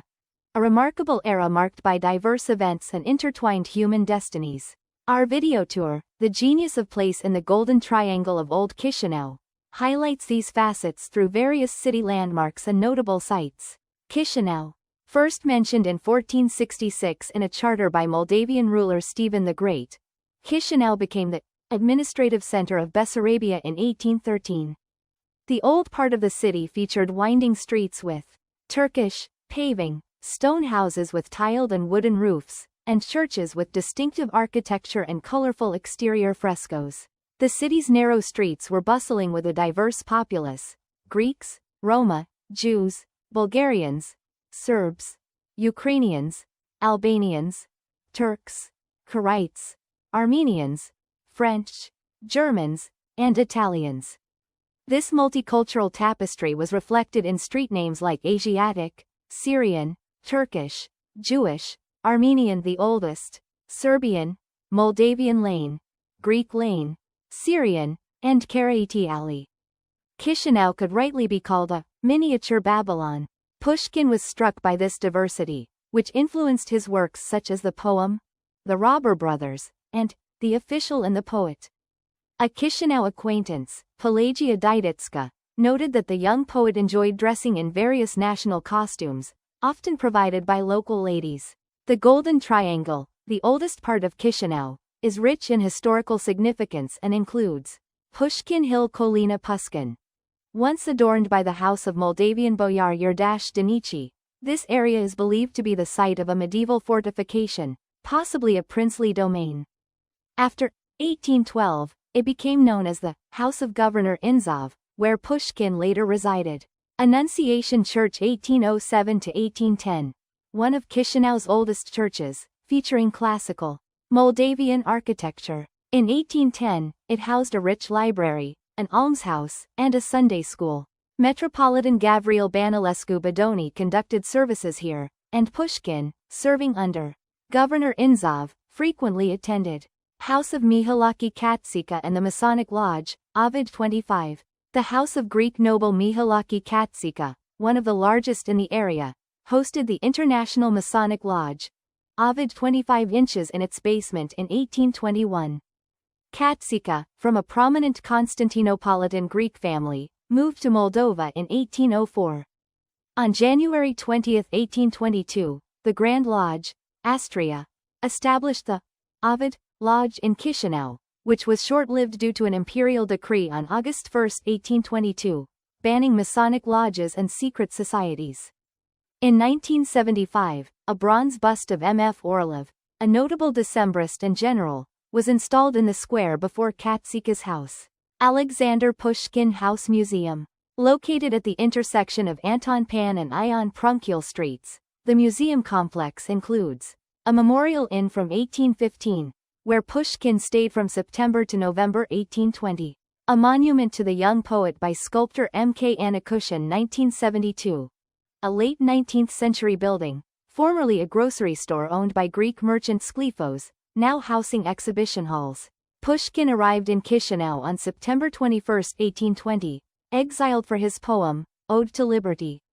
Thanks to influential friends, his Siberian exile was commuted to service in Bessarabia.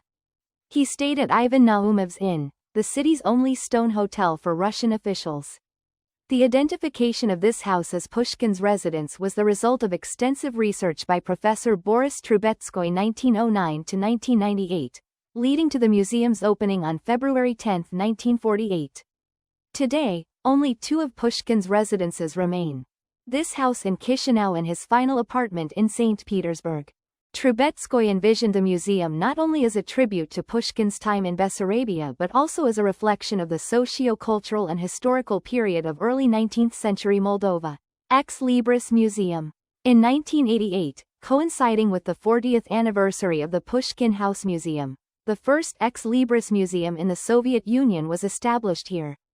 It became a hub for young graphic artists, largely due to the efforts of Grigory Besenko 1947–2013, a renowned Moldavian graphic artist, architect, and ex libris enthusiast. Though the museum no longer exists independently, its collection remains part of the Pushkin Museum's holdings. The term, genius loci, Latin for spirit of the place, refers to the unique atmosphere or essence of a location. In ancient Roman belief, a genius could belong to a person, family, city, or even a country. In Chisinau's Golden Triangle, multiple figures embody this spirit. The genius of Pushkin, the memory preserved by Professor Trubetskoy, the artistic legacy of Besenko, and all who continue to study, visit and cherish the history of this place. Perhaps these guardians of memory are the true genii loci. The history of Alexander Pushkin's House Museum in Chisinau is not only part of Russian culture. It is a very important part of Moldovan culture, and its location in Bessarabia is a cultural event for the entire Eastern European region of the 19th century. This is not a fragment of someone else's history, told far from the poet's homeland. It is part of local memory, filled with names, destinies and events that did not just happen nearby, but have long been an integral part of the history of this region. They are inscribed in the cultural landscape of modern Moldova as a national treasure, as evidence of the dialogue between times, cultures and meanings. That is why the museum is not only a place of memory, but also a living source of involvement in history and stories. Thank you very much, Maria. And thank you to Pushkin Museum for this wonderful presentation. I'm going to, well, there are a lot of loved addresses in the bedroom, says regarding Casa Beba de Lima, Roberto Andrew from Guatemala. Después, Matt Coman says, amazing house, great video, beautiful house, says Roberto. Maria Teresa says, Casa Beba de Lima, very beautiful, muy hermosa. A question to Mario from Maria Cristina says, does the house remain unchanged, like time capsules, recreating different artistic tastes? Well, thank you very much for the questions. No, it is not a time capsule. For me, it is not, as I read the donation, and there was an inventory of the house with all the objects by rooms, and the first floor was to be kept in the way Veva would keep it today or at the time. And that is a very abstract idea and very vague. So because it also replies to the suite of Maria Cristina Gonçalves.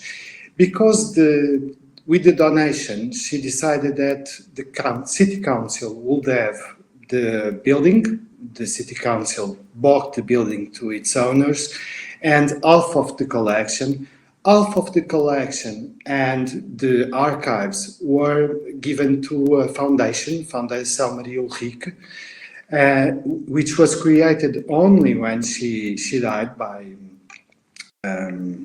testamento. I don't know how to say it. And finally, she created an association, Associação Casa Veva de Lima, that really mediates and makes, it's like an outsourcing, a sort of outsourcing, but it has own statutes. Its visits, its activities.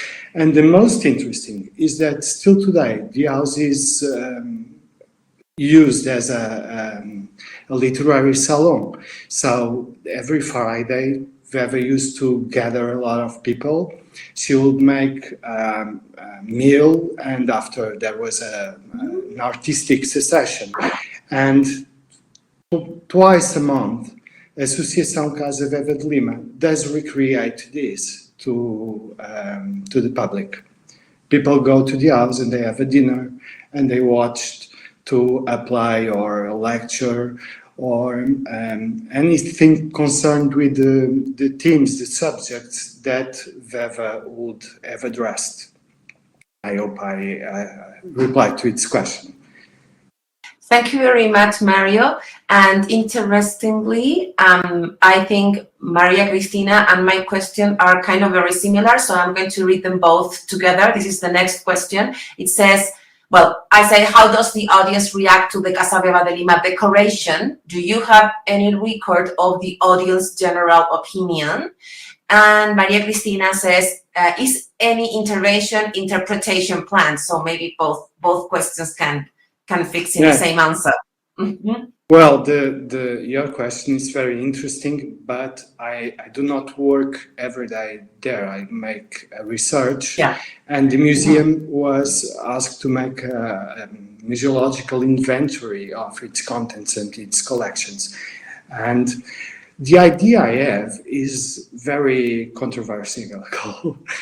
Part of the public does find it really amazing because they never saw something like that with such gongoric figures and such a style of with layers and layers and layers. And even if they don't really address which layer is that representing or which are the layers, the ensemble of the house is something they probably haven't seen normally. But a fewer people say it's a malsain maison, an awful decoration and an awful mood, not very healthy. Mm-hmm. Because maybe they find it too overloaded. So well, due to the activities of association, it is very much depleted because they have chosen a few objects they can exhibit and have sessions. So I think that in fact the house was even more bric-a-brac, maisoned house, with all the items.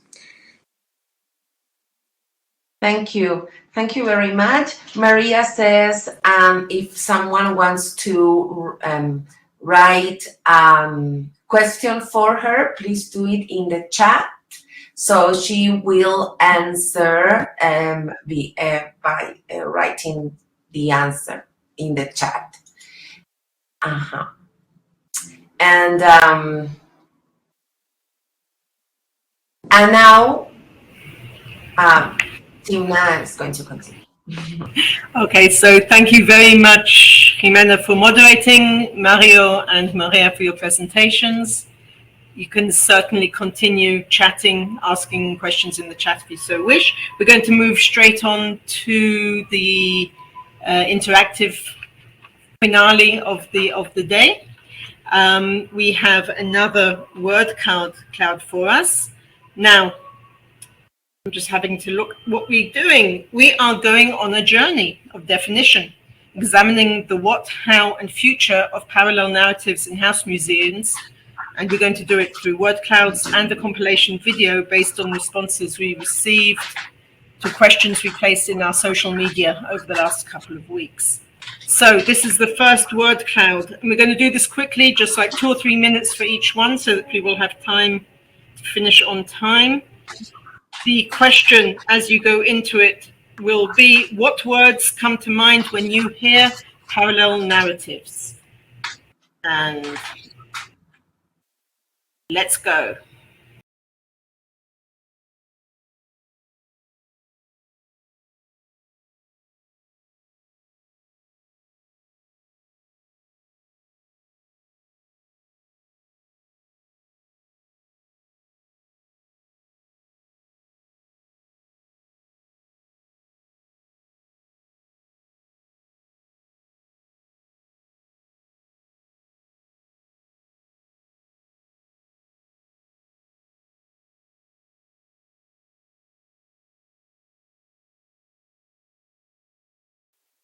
Okay, so we're seeing complications, multiple perspectives, hidden stories, disagreement, vindication, contradiction, richness, multi-layers, layers, interpretation as the biggest story word at the moment, conflicting versions, propaganda, suppressed, marginalized stories, dialogue, respect.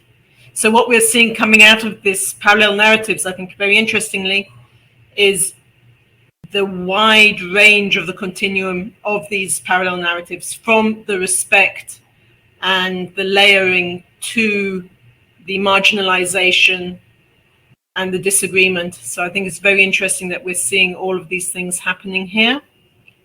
Are people still, oh wow, it's still moving very, very fast. Let's give it another few minutes. Or another minute. Official versus behind the scenes, new and interesting stories, complexity, the same thing. That's interesting.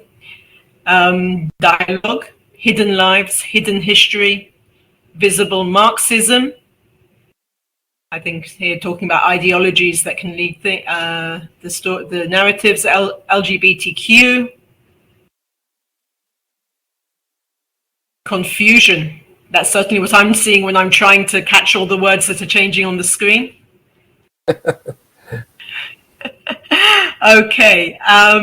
All right. As we are short on time, let's maybe just if we stay on this, would anyone like to make a comment about this? About why they wrote a specific word here? Okay. I'm not seeing any hands, but okay, so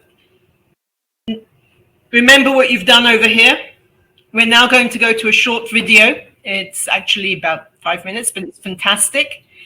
And I have to say thank you to our intern for this Open Talks, Flora Jordán, who has created a video from the responses that we received to our questionnaire on social media. And once we've seen that, we will then go to another word cloud, and then we will actually have this progression of the what.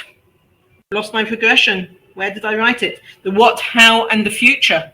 So after the what, which we just did now, let's go to the how. Let's see how we are dealing with these parallel narratives in our various house museums.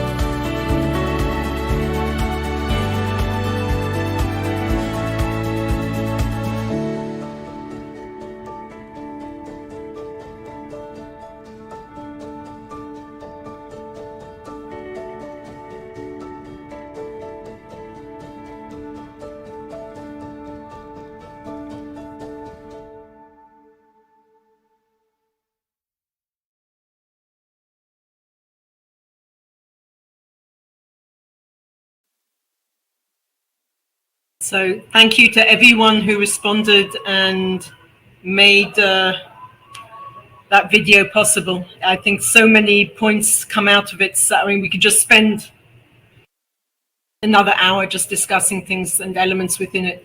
I am assuming that we will have access to that video. Maybe we can put it on our website so that people can get back to it over the next few days, because that would be wonderful. Yes. And we're yeah, fantastic. On social media as well, we could. And now we're going to go on to the next word cloud. So keeping in mind the first word cloud and the video that we just saw, let's look into the future. What voices or perspectives do you think are often missing from historic house narratives? What dimensions of history do you wish were more present in house museum storytelling? Now remember, this is a word cloud. Short responses work best. It's going to be difficult, but let's go for it.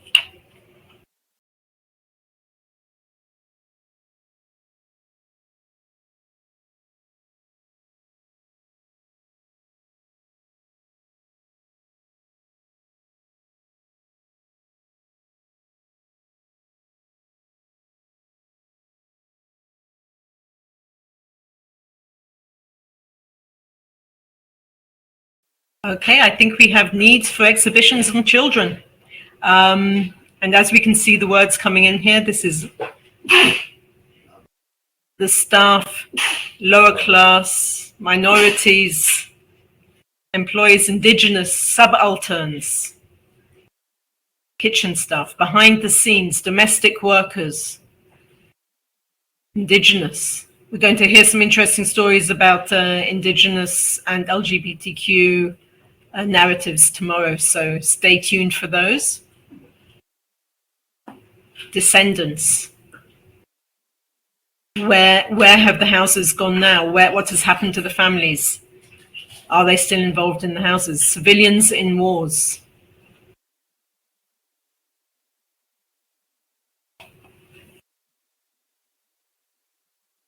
Okay, animals. Well, my cat who scratched me while I was sleeping last night has anything to do about it. I'm not sure we want to hear about them.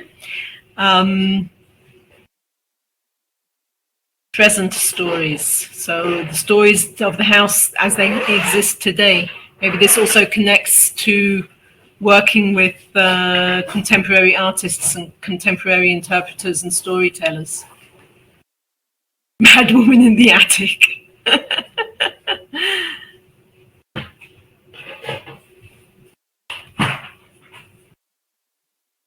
Spaces for the younger ones. Okay. Thank you. So you can carry on adding to this as I speak, I hope. So I think this event, this activity has very much summed up what this open talk is all about. The way of expanding our narratives, changing the point of view, looking at different people who are involved in the houses. Is it only the dominant story, or what are the other stories that we can look at? Who are the invisible people in a house? What are the invisible narratives? And I think we started to hear some of those today, and we will certainly hear more of them tomorrow. So thank you for contributing, for staying tuned, for keeping up with us. Before I give the mic to Roberto for a couple of minutes, I'm just going to say a few thank yous and make a couple of announcements. So I'm going to start by thanking Palace of Versailles and Trianon for again hosting the DEMHIST Open Talks, to our board member Caroline Gaillard from Versailles, who made that possible and is very much the technical and graphics behind and also thoughts and ways of doing all of these interactive activities. This is all very much thanks to Caroline, so thank you. Thank you to Cecilia, our secretary, and to Milja, Vice Chair, who has also been very active on the Open Talks team. And hello and thank you to Flora Jordán, who is working with Caroline as an intern, and she is keeping track of all the talks and the questions in the chat, helping everybody behind the scenes and working on the videos. So thank you, Flora. Does anyone want to say anything before I hand over to Roberto? Any comments on the thoughts that we've come up with here?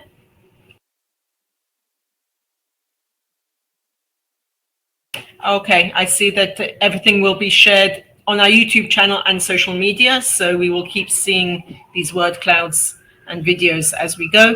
And Roberto, I'm going to hand over to you. Hello, everybody. This is Roberto Andreu. I'm your DEMHIST social media guru and also vice chair to the board. I want to talk to you a little bit about our social media. You followers are a growing community, and we are doing this work for you, but it is with your help. Thank you very much for joining our different pages. Please do share them, and let's make this community even larger. We have over 2,000 followers in Facebook, and we're over 600 in Instagram, which is our newest growing page. Yes, you're going to see a lot of my ugly face in some of the posts, but one day this ugly face might even come to your house museum and do a post about it. So please join us and spread the word. This is a growing community, so we're building it together with you all. Thanks for attending.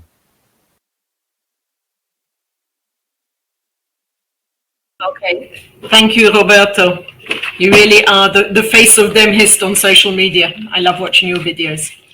But it would be nice to see videos from other people, so please send us material. I'm also guilty of not sending in enough things. So we will see you tomorrow, Thursday, 12th of June, starting at 4 p.m. Paris time. And for our second day of meetings, I'm sure it will be as fun and fascinating as today's was. Again, thank you to Caroline. Thank you to Cecilia. If you have any problems, any questions, just send us an email. And we will see you tomorrow. Thank you, everybody.